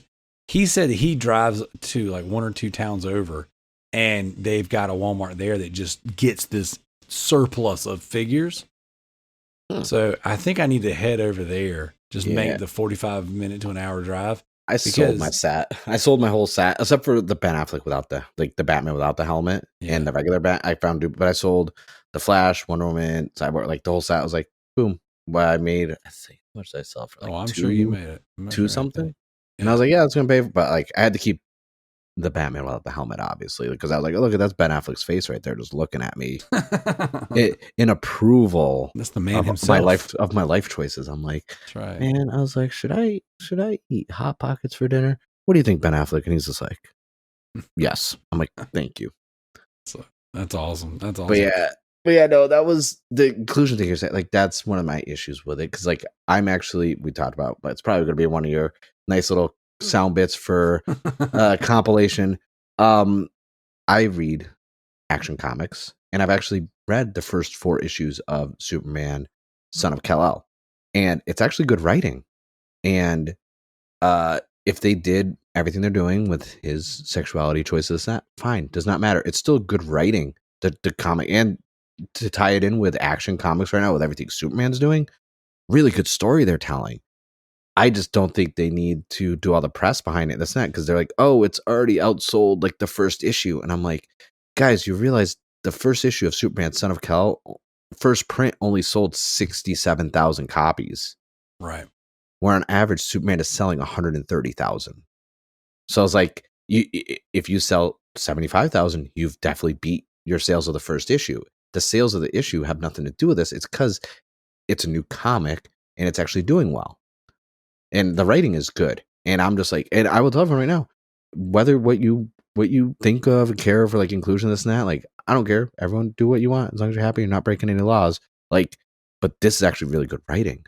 Like, I'm actually enjoying the writing of it, and especially it's Tom Taylor, man. Tom Taylor does. He's so good, and like, so I've been on this kick of buying anything he does. And then that interview came out where he was like, "Yep, we don't need another straight white savior," and I was like, ugh.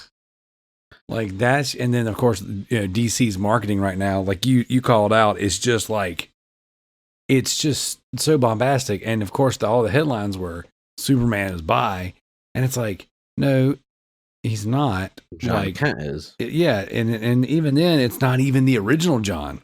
No, like I was listening to this breakdown from the guys at Comics Experiment, and they're like, this is technically a brand new character, because now this gets really confusing, and it's way past where I read. So I would have never known this had I not listened to the breakdown. I know exactly what you're going to say. But yeah, so like this is a different John from another universe brought in to ours. Like, and it was like, I mean, the way they explained it, I was like, oh, wow, I would have never followed all that. Just because it just messes with the timeline from the standpoint of like, because you still have John in the Super Sons. Mm-hmm. As well, which is younger than the John in Son of Kal-El, Superman. Right. And that's why it's like, it gets kind of confusing. And that's why it's like, well, I was like, all you need to worry about is Super Sons, Damian Wayne. That's all you need to care about. Don't worry about John. You get Damian Wayne, the best Robin ever.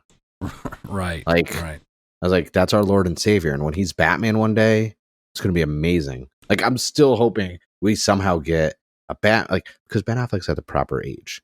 If we find some little snotty attitude actor who's like 13, 14 years old, like, hey, you're going to be Damian Wayne. You're working with Ben Affleck, but we need you to act like a douche the whole time. Cameras rolling or not. Be a method actor like Jared Leto is, but actually be an actor unlike Jared Leto. Like, go in there and you're going to be Damian Wayne, because Ben Affleck's at that age. And I'm like, give us Damian Wayne. Like, before it's too late. Like, Robert Pattinson can't be a dad right now as Batman. No. He's what, technically year 2 Batman? Yeah, like mid. My timeline is, I'm thinking it's towards the latter half of year 1. So it's not Long Halloween yet, because I'm still hopeful. I was still hopeful it was going to be Long Halloween for the live action, but it wouldn't make sense for them to do Long Halloween animated. Right. 4 or 5 months before the film comes out, because like, I think the Long Halloween from a live action standpoint would just be so good. But I don't know. But yeah, the whole comic thing, and it's talked about way more than it needs to be. It's a comic book. It's still fictional characters. So it's like, if you don't want to read it, don't read it. I just don't see why so many people are like, the people who are getting really bent out of shape over the Superman suit aren't even reading it. Right. So it's like, unless you're spending money, like I'm reading it and I was like, it's not affecting me. Like, as a cis straight male, blah, whatever all those words are. I don't know. I'm 35. You guys, they keep changing the words. Changing it, yeah. I'm trying to keep track. I don't know what I am anymore. Because it's not. Like, I try to keep track for like historical accuracy, not because I don't care about being canceled. It's just like, at least let me be accurate with. Like, I like to be a factual person. And the facts are, if 70,000 people are reading this comic book and there's 50, 60 to 100,000 people outraged, then already 80% of those people probably aren't even buying the comic. Right. Well, essentially DC marketing did what they set out to do. They got people talking about it. Mm-hmm. Whether people buy it or not. And so anyways, it's already going to second print, and it's not even out yet. Well, and I bring all that up just to say that like they did that. This whole conference was just like, checking the boxes, and that's whatever, Yeah. Like some of that stuff gets frustrating from time to time, and I don't necessarily think that it adds value. But in the same respect, like I was there to watch it and see what happened. So, the booster, I mean not the booster gold, the Blue Beetle stuff was cool. But man, those Gotham Knights and Suicide Squad Kill the Justice League trailers were freaking awesome. Like I thought they were awesome. I was obviously last time we talked about those games. I could care less about the Suicide Squad one, and Gotham Knights. I was like, I'll just wait till we actually see something. Gotham Knights, I'm sold on. I need it 100%. Yes, like the fact that it kind of has some RPG elements to it, which we haven't really seen before, and I'm like, I'm sold. That game looks so good. Suicide Squad, I think it's honestly because I don't really care to like play Suicide Squad, honestly. I understand that. I'm not a huge Suicide Squad fan in general, and so it wasn't until I've read some Suicide Squad stories that are pretty decent, but for the most part, that's just not for me. Like I don't love it. And I really enjoyed James Gunn's Suicide Squad. Oh yeah, Peacemaker. Like, eat a bag of dicks. This entire beach was dicks. For liberty, I eat them all. Dude, the fact that out of anyone, because realistically, outside of like the Arrowverse, Peacemaker is really the first. And Titans, but that's an ensemble. But from a singular superhero, anti-hero standpoint, he's really the first one in this new era to get a show. Yeah, we're not like I assumed we would get like a Nightwing show before that, even though that's kind of like what Titans is. But everyone else is there. Like, but the fact that Peacemaker of all people is getting a show and it looks phenomenal. Like, I was kind of thinking like to tie stuff like, dude, we guys freaking like Aqualad or freaking like Crypto. I would watch a freaking show about the dog. Like, I think that'd be kind of cool. But like Peacemaker, and yes, they showed the trailer, but like even that didn't feel like it needed to be a part of DC FanDome, because it kind of at the same time was just like a whole festival of like James Gunn does no wrong. Right. But it's like, well, where's that love for Zack Snyder? He made you more money. Yes. Like he has to take to Twitter and whatever weird social media stuff he does to promote his stuff, like they never like, and it's funny because they don't even do that with a lot of other people, like Patty, whatever, who did Wonder Woman. Yeah, like yes, Wonder Woman 84. Say what you will about it, it happened, but the first Wonder Woman was really good, even though we had some help from Snyder and everyone else. Yep. But there's a lot of other people who have worked on DC films, even the Flash. Like we got that quick little teaser. Got a little ears of Keaton. Oh, I know, dude. A little Batmobile under the car cover. Yes. I was losing it. I was like, what's under there? I know what's under there. I know what's under there. I was like, you gonna show me a little bit? You gonna show me just show me a hubcap. Show me part of a tire. Show me they showed the outline. Yeah. They showed the imprint of it. And I was just like, is that for me? And then we got this. So the only negative thing I would say is Black Adam has been in production for so long and they've given us nothing. Like that 5-minute video we got, and I'm just like, because they spent so much time at FanDumb last year, and that the reveal was, look at this slightly CG animated poster. Yeah. And it's like, that's what I look like. It's like, This time we got a suit. There's too many heroes in this film. We don't need Dr. Fate in it. Hawkeye, like, but Atom Smasher. And I was like, what are you doing? Like, you should introduce Black Adam. Squad. Yeah, you should introduce Black Adam in a Shazam film or a Superman film. I agree. Or like that's it. Like I don't like Dr. Fate. Obviously, after now, Pierce Brosnan. I can't see anyone else as Dr. Fate though. No, I think that's a good pick. That's a really good pick. And realistically, Dr. Fate's been kind of portrayed as a bit of a puss in the past few like comics and even in the animated films. Yeah. Like, and I think even in Injustice 2, the game, Dr. Fate, he's not like. He's never been like. Yeah. He's even in, like, because he was in Smallville too at one point too, towards the end of the show, I think. Oh, Oh, dude, they're just getting ready to release the Blu-ray. It's out. I saw it today at FYE. Oh man, Oh, it looks so gorgeous. I want that. They already had the seasons on Blu-ray, like some of them, but like that set looks so good. It's got this gold 20th anniversary stamp on the front of it, right next to Tom Welling's face, and I'm like, I almost bought it. I was like, dude, I thought they were going to put it on HBO Max. I thought that was like, yeah, here's the announcement. The entire all seasons of Smallville on HBO Max. I was gonna say it was my favorite part, but like obviously I had to be like Blue Beetle because that whole like seeing like Tom Welling and Michael Rosenbaum like next to each other talk, and I was just like, man, I was like, even like during the CW they had that Crisis of Infinite Earth, and they had him back as Clark Kent on the show. Yep, and I was just like, that's my Superman. Like that's because there were no other than Superman Returns, there were no Superman films in that whole entire time frame. Well, so it's like I'm still a Dean Cain Superman. So like I was young, like I was around that was like Dean Cain has even said in interviews like this was less of a Superman show and it was a Lois show. I was just there, like she was the fixture of the show. That's why it was Superman. And I'm like, I get it, and it was still a good show. Like, but man, like Smallville was just like so good. It's a good one. I've got several seasons on DVD. Yeah, same here. Also, I think you can watch it on Hulu right now. Really? I think the whole because I've watched it before, and I think it was Hulu that has it still. I'll check it out tonight. Yeah, but no, I was just like that was so cool to watch them because they've been doing a convention tour together, and I want to go in December at LA Comic-Con. They're gonna have both of them, freaking Lionel Luthor. And a few other people are going to be there, and they're doing like a reunion panel. I'm like, I may have to take the 2-hour drive because I'll buy that Blu-ray set and be like, you guys need to sign this for me. And then I'll be like, and here's some documents I need you to sign. And then like they sign it. It's like, wait, Tom was just like, I adopted you. I'm like, yep, son of I am now the true son of Kal-El. Yeah. Well, getting back to the Suicide Squad, I thought that trailer was awesome. But I mean, it doesn't really show any gameplay, so like, who knows how the game's gonna play?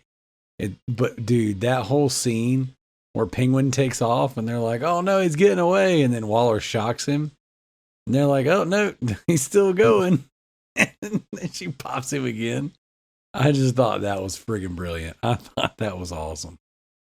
It's like it looks good.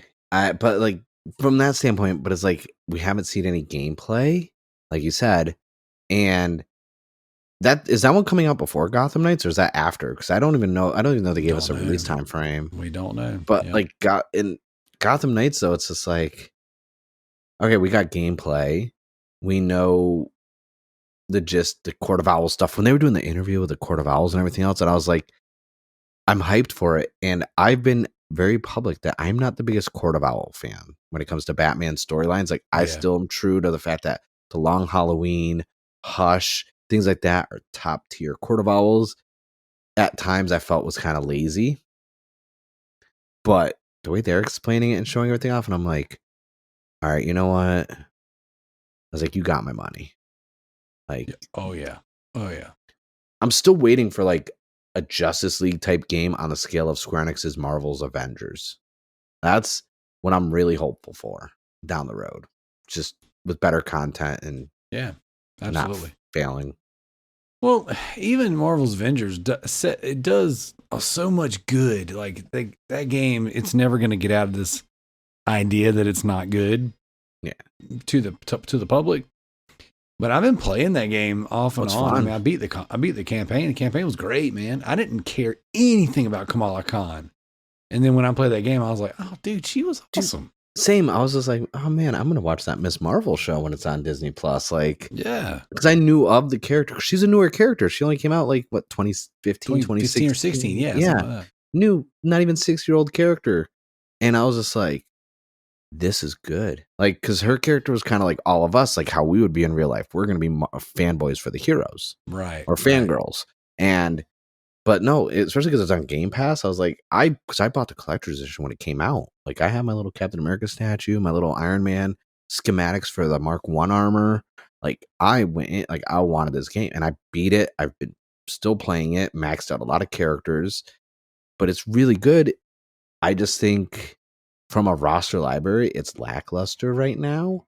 But from a DC standpoint, I feel like if we got something like that that's dark and gritty, because at least we're getting co-op with Gotham Knights, because we haven't had any good DC co-op games. So I don't count DC Universe Online either. That was a good one. It was good, but anything where you make your own character is not as good as something where you. Well, I was gonna do the whole coming full circle. Booster Gold is a narrator in that game for the tutorials. That carries it, but yeah, it's just one of those things where I'm just like, Gotham Knights right now is probably my top choice over Suicide Squad. Same here. I think that I'm a Court of Owls fan, though. So for me, this story, if done correctly, is going to be top tier. Yeah, that's why I was just like, I have, Court of Owls like trades and stuff like that, and I've read them, but I'm like, I'm going to reread these like right before the game comes out, because even I'm right now just like, I'm not a Court of Owls fan, but man, this sounds exciting. So right behind me, I'll take a picture actually, because when I'm streaming, you can see I've got my Court of Owls mask, and oh, is that from the Blu-ray that came, or the trade that came with the mask? Yeah. I have one for Death of the Family for the Joker with like the cutoff face. The cutoff face, yeah. And then I have a Deathstroke one also. I didn't buy. Man, I wish I would have bought that one. So I took a picture while I was talking. And I just sent it to you. But like right behind me on my shelf is my white PSP Go and my Court of Owls graphic novel with the mask. So that was for me. Like the Suicide Squad trailer was fun and cool. Again, all CG, no gameplay. So I think that one's gonna get pushed out of next year. I think Gotham Knights, they keep showing us really cool stuff. Court of Owls, Mr. Freeze. Yeah. I'm stoked to play that one. That's why I was just like, because when they both were announced, they were announced the same day, and they both had the CG stuff shown. So I'm like, it's been basically a year. So why is it that one we're getting more in-depth stuff shown, and the other one we just get some jokes and one-liners? And I'm just like, you didn't even need to show that. You could just release that on YouTube and just tweet it about it. You don't have to take up all this time. Like, because FanDumb was like, what, 3.5 hours? This, dude, it was long. It dragged. It was so a lot many of interviews. Yeah, there was too many. Like, I don't mind the panel style stuff with like Peacemaker, stuff like that. That's great.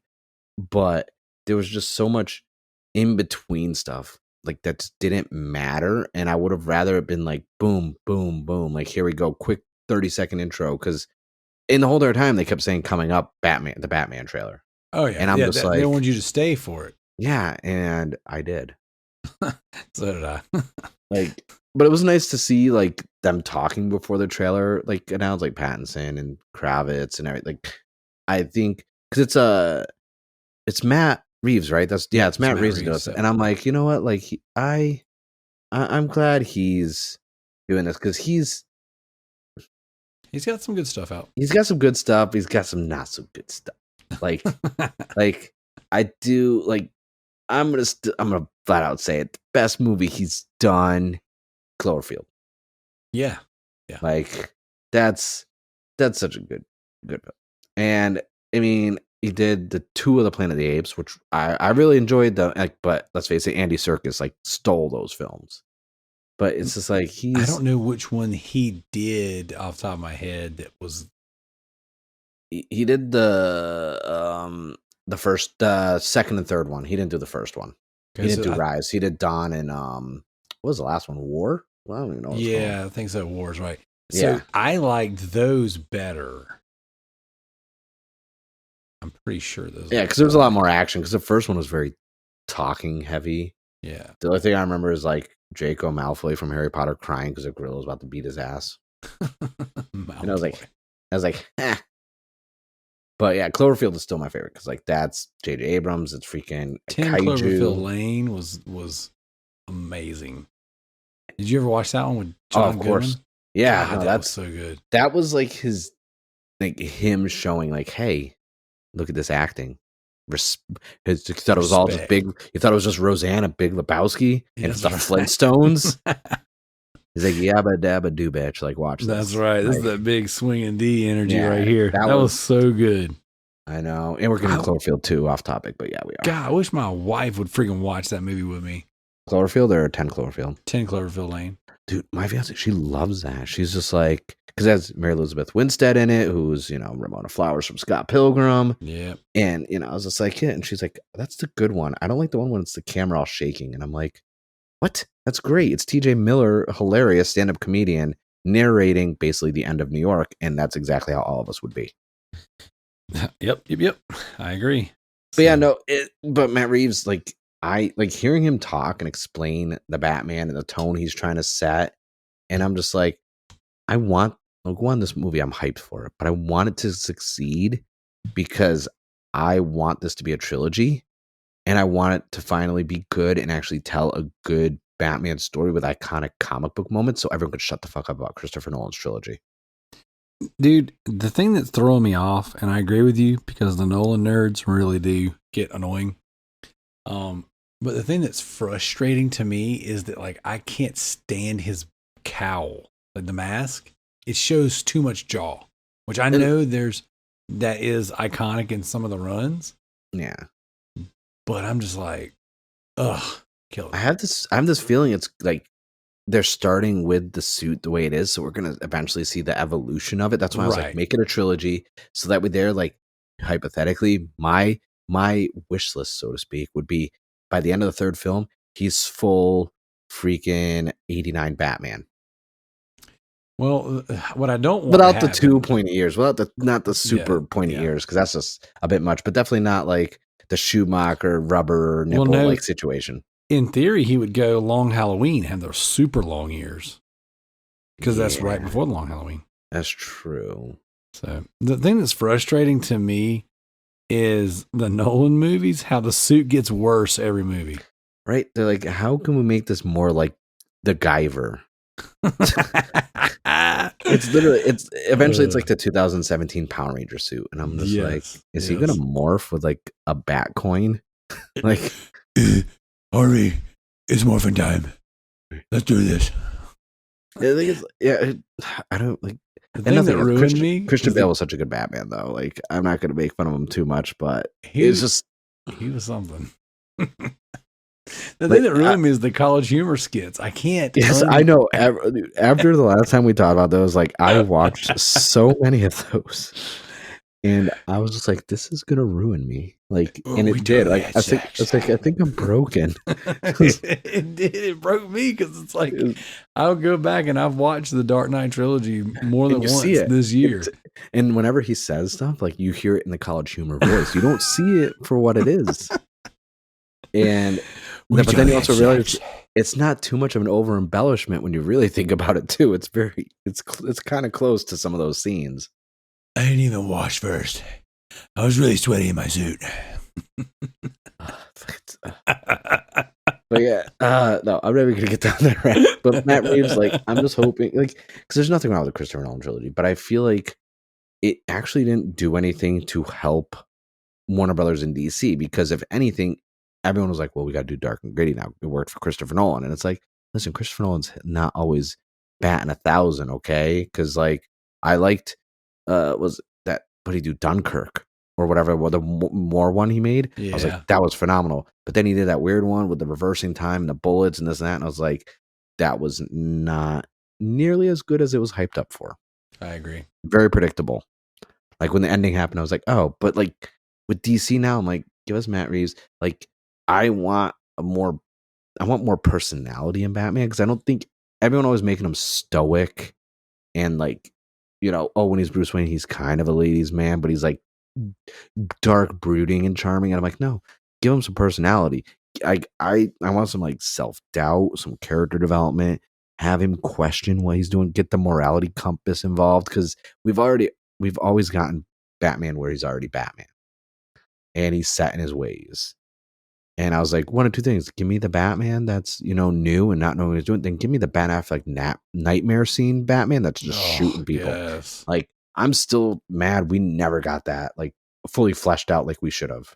Because I'm like, I want to see him, like, with a freaking just an assault rifle, just be like, oh, he's flying paratroopers, bah, bah, bah. I'm shooting them in the face. That scene at the end of the Snyder Cut, where he tells the Joker he's gonna effing kill him. I was just like, oh my gosh, that was the greatest thing ever. I was just like, it sucked that I had COVID when I watched that because I was like, I feel like death, but this is the most amazing thing I've ever seen in my life.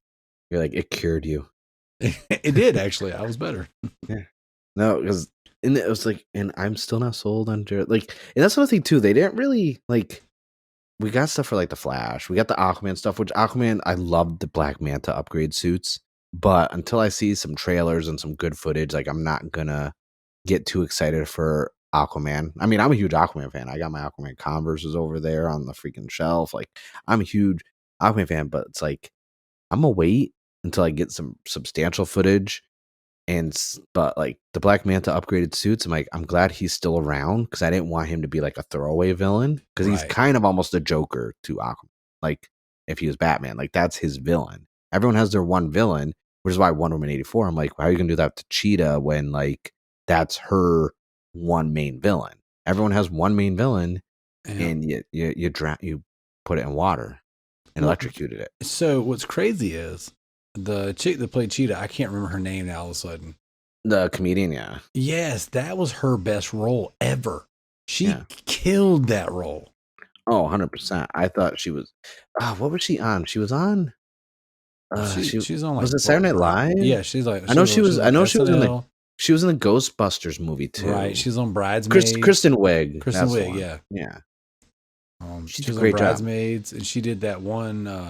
the thing is, she nails funny, but she killed confident and like menacing, brooding, and that calculated. That progression too of like what that character was and then what that character became. Out of everyone, she had the best character development, and I did a review of Wonder Woman 84. I did a video version and then like an audio version. Actually, I was lazy. I ripped the audio from the video and posted it. But, that's the way to do it. Whatever. Yeah. And I talked about the fact that like they had so much chance to like actually like everything they gave us for her character was so accurate, except for one thing: how she became the cheetah.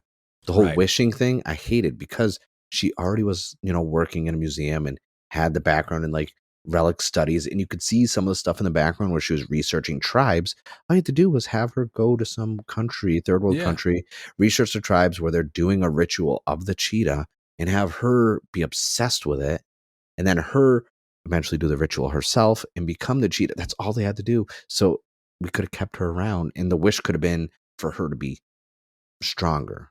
So that way there, she's still the cheetah. She just got, so when the wishes got taken away, she would still be cheetah. Because I was like, man, you could have just spent 10 minutes montage style.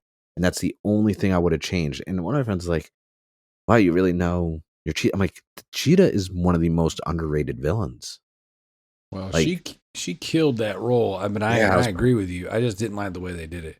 Yeah, they could have changed a lot. And I mean, Wonder Woman 84 is still better than this DC FanDome, though. Because like, true that. It was like 3.5 hours. Like, because like we've literally, I think we even talk about everything, but we talked about like everything that was important. Like, I'm not going to get into the comic book stuff or the young adult novels or like the Titans TV show stuff, which really didn't matter, or Doom Patrol, like, or the Flash getting his gold boots finally, which I'm like, okay, that's cool, but like, how is the show still airing?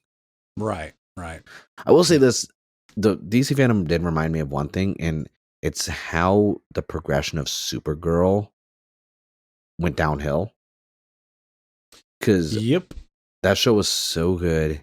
When CBS had it, they put a budget behind it. CW had too many shows, but they're like, we want the shared universe. And I'm just like, well, they did the clipboard, man. It was just like they hit it. It was like this. Some of the episodes were like carbon copies of like social political stuff that was going on at the time. I'm like, come on, guys. Like this, like, I don't know. There's a tasteful way. I said this on a show last week or week before. There's good writing and there's bad writing, and there's tasteful ways to handle things that are political and socially relevant. And that show doesn't just is the sloppiest job. Oh, yeah. It's just so It's just bad. interjected in there. Like, hey, we're going to have this. It's like you literally have her working as a news station. You could have it like the stuff being the background. And be like, well, I'm not going to like, there's so many like subtle or even like kind of tongue in cheek ways to like make it there and not just like throw it in their face. Like there's so many sly ways they could do it. I will give the first season of Arrow all the credit in the world because they told the story of him being a superhero and a vigilante and never one time called him the Arrow. I know. The whole first season, man, everything was done through newspaper articles laying around and TVs in the background.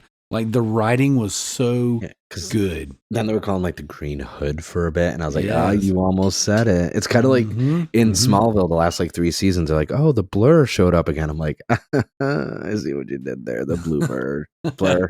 It's a Blur man. It's like you're missing one word in the beginning. Change it. I was like, okay, never. He never got called Superman ever.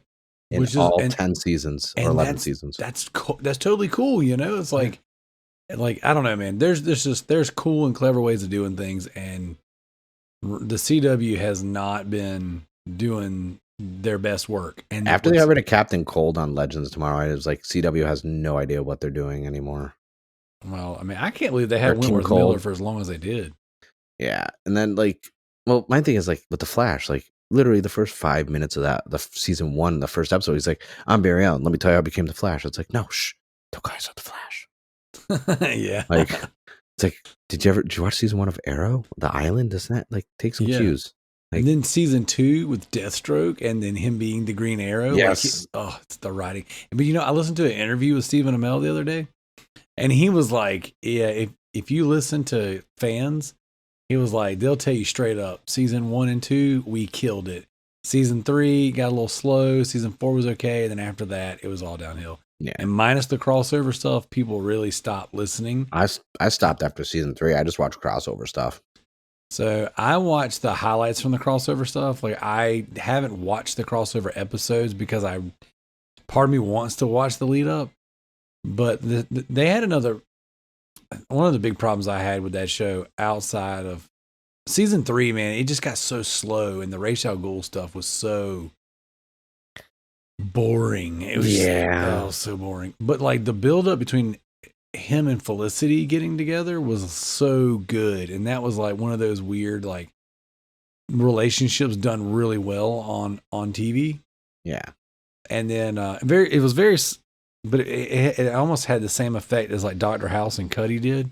Like once it happened, you're like, it's not good anymore. It was better whenever we kept wanting this to happen. Right. I always attribute, and everyone always laughs because I was bringing Smallville up because I'm like, well, this is the foundation of the CW Arrowverse is Smallville. They did the same thing when they had Lois Lane finally on Smallville, and it's like, oh, Lois Lane, they're going to start dating right away. But it was like a couple seasons beforehand of her just like basically just berating him and bullying him, and I'm like, and then they're finally together, and I'm like, oh, they're finally together. It's like, nope, she's still got the nickname, still calling him out on his bullshit. And I'm like, I was like, oh, this is a great dynamic, and I like the way that was because it was like, oh, nice pacing to it. Because the second Lois Lane is obviously in Smallville, you're like, well, we know how this is gonna go. Yep. But they tricked you and they dragged it out but not in the bad way. Whereas like Arrow, it's like, yeah, they dragged some stuff out, but like watching, because I guess this is what the final season of Supergirl just is wrapping. We're getting the final season of The Flash, I believe, after next season. Like Batwoman or Batgirl. I don't even know if it's Batgirl or this Batwoman. One's Batwoman, yeah. Okay, well, that one's done because we just got our Batgirl announcement from Warner Brothers. And I was just like, honestly, they should just I don't want to see like anyone like lose their job or this and that, but they should honestly just cancel everything in the CW Arrowverse, because if you haven't seen the first 2 seasons of Titans, like that show is so good. And I was like, this is how shows should be. Even Doom Patrol first season was good, but I don't really care about Doom Patrol that much, Right. Because I blame Brendan Fraser and social media for Tom Cruise's The Mummy failing and us not getting the tie-in with the Invisible Man. We're not getting that dark universe from Universal now because of Brendan Fraser. I did the whole red tape thing. I figured it out. It all stems from Brendan Fraser starting the Not My Mummy hashtag. Well, that movie's so bad, dude. Not nearly as bad as those cheesy ones. That CG did not hold up. And let's face it, Tomb of the Two. And I was like, I even tweeted him once. I think I'm blocked because I was like, sir, you have no room to talk. Have you seen Tomb of the Dragon Emperor? Like, you fought a whole bunch of abominable snowmen or yetis or something. And let's face it, I don't want to be rude or anything, but there could be some science between what's happened to Jet Li and his health in that film, because that was one of the last full films he did that was an American studio produced. I'm just throwing it out there. I mean, he did freaking that Kiss of the Dragon, the one with like DMX and all these other people in it, and Ja Rule or whoever, completely fine. He acts with you once in freaking a really, really shitty mummy movie, and look what happens. I was like, you can't sit there and try and cancel Tom Cruise, because it's a guilty pleasure film, The Mummy, the Tom Cruise one. I've watched it, and I was like, this isn't as bad as everyone said, but it's still not great. Yeah, I think they put too much with the Jekyll and Hyde. I think he should have been just the doctor and build up to that. I did like the mind control and everything else, like a lot of the elements of that, good. But yeah, no, Brendan Fraser's on Doom Patrol, so I'm like, oh, that's cool. You're on a TV show. It'd be sad if someone said, "Not my Doom Patrol." Yeah, except for he's like the best part. He really is, honestly, and I love Brendan Fraser. Yeah, like so much. I was like, Encino Man, freaking all these great films. But I was just like, DC has this great lineup, and there's like a divide because you got the CW stuff and you got the Warner Brothers stuff. Yep. And it's like, it's kind of like Harry Potter. One cannot exist while the other's alive. And I feel like he who shall not be named. Yes, Jeff Johns. Oh, that's a deep cut right there for the DC fans. No, I've met him twice. He's actually great. He signed my my Green Lantern Rebirth and one of my Green Lantern, Green Arrow, Blackest Nights. He's a great guy. But if you think about it, he's the reason why that we don't have the Snyder cut right now, or the Snyderverse. Yeah, I think there's a lot of things in play. I think some people are used as scapegoats, but it does feel like he might be getting some scapegoat on him. Yeah, because he's kind of like how Favreau was with the MCU, but at the same time he's still overseeing the comic book stuff with freaking Jim Lee, and yet both of them combined when they were working on Justice League, that was like some of the best fucking comics you ever seen. Aquaman beat up Batman, Superman, and Wonder Woman by himself. Yeah, but look where the comics are at right now. I don't look at where they're at right now. I just keep reading that. I just keep reading the same Justice League comic when Aquaman beats up Wonder Woman, Batman, and Superman. I just read that one comic for the rest of my life where Aquaman is just slapping all three of them around in a cave. It's like, man, everything this place is burning down. But did you read this one comic book right here? This cover, he's dragging them out of the cave on the cover. But yeah, so with DC FanDome, like they focused very little on the HBO stuff. We didn't get any information about the Green Lantern that's been in the works for Warner Brothers and HBO. That's right. I think too much time was spent with The Flash just to announce a pair of boots. And I don't get why they had actors from The Flash and like this announcing stuff that had nothing to do with their show and introducing stuff. Yeah, all that stuff was so bad. And they were so boring. They're like, and now I'm really excited to let you know. And we're going to go over and look at Doom Patrol. And I'm like, Grant, whatever your name is, why are you so sad in the eyes? Yeah. Like, I was like, why are you so cardboard cutout? Like, and that's the thing too. There's no energy in this DC FanDome. Like, there's no hype level. Like, the only thing, anytime they're like, the Batman's coming up, I'm like, ooh, I'm kind of excited. It's like, but yeah, I feel like we've talked longer than the DC FanDome was.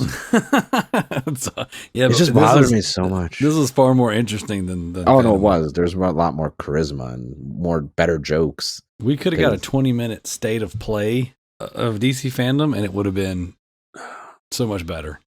I haven't really been keeping up with like E3 and state of plays and like all this like Nintendo Directs, but like I heard about like the Star Ocean game, and I was like, oh, let me go check out the Sony state of play. And then I saw the Star Ocean thing. I'm like, oh, that's cool. And everything else that was talked about and announced, I'm like, what is all of this stuff? Just indie games. Yeah, nothing great. No, that was the worst one. I didn't even expect anything major because, like, honestly, after Alan Wake Mastered coming out and God of War getting a release date and Horizon, like, I was just like, and now Star Ocean, I'm like, I really don't. You guys can literally tell me that, like, for now on, if you like, or the PS5 Pro, like, if you don't turn it off or if you say anything negative about it, a fist comes out of the front of it and punches you in the balls. I'd be like, all right, whatever. You got me. I was like, it runs in 8K. How many teraflops are in there? Like, I was like, all right, whatever. Like, Sony, like, not everything is for everyone, but the state of play, I was like, oh, this is cool. Like, I was just surprised with all these indie games. They were just like, hey, have some Star Ocean. Because that's kind of like, it's a big deal. Other than, I was like, oh, okay. But I don't really follow the state of plays because I'm just like, everything gets delayed and pushed back. So yeah, it's a weird time. Right now we're getting all these little announcements for things, but yet things get pushed back right after they're announced. So it's interesting. Some stuff's for some people, not everything's for everybody. So it's true. But well, Mark, man, I've had a blast, man. Thank you so much for coming on and doing this. Now we're running right at 2.5 hours. So I know, look at that. Minus a little bit of B-roll. I always gotta get the dude. Where are we gonna have the Darrell cut? Yeah, everyone's gonna be waiting. They're like, wait, they talked about stuff before the episode and it was juicy. Release the Darrell cut. There you go. Well, first there's got to be some kind of scandal, and I got to be removed from the show. Oh, that's true. And then I'll take a picture of the number 214. Right. And I'll start like some rumors that you like been fluffing your trophy count. Like we'll be like, they're not rumors. He's been paying people like the gold farmers in World of Warcraft. Oh my gosh! Be like, how many platinums you want?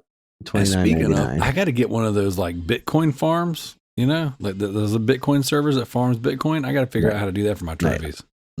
Yeah. I could imagine you're gonna wake up and be like, hey guys, I just added 300 platinums. It's like they were all synced within a 4-minute time period of each other. Totally legit. It's like all these games are from like Indonesia and Singapore. It's like, yeah, Mark has a Singapore PlayStation account. He let me borrow it. Yeah, duh. That's how you get the games cheaper. I'm not even gonna lie. That's what they say. I haven't gone that far. I've got an EU account and an NA account. That's it.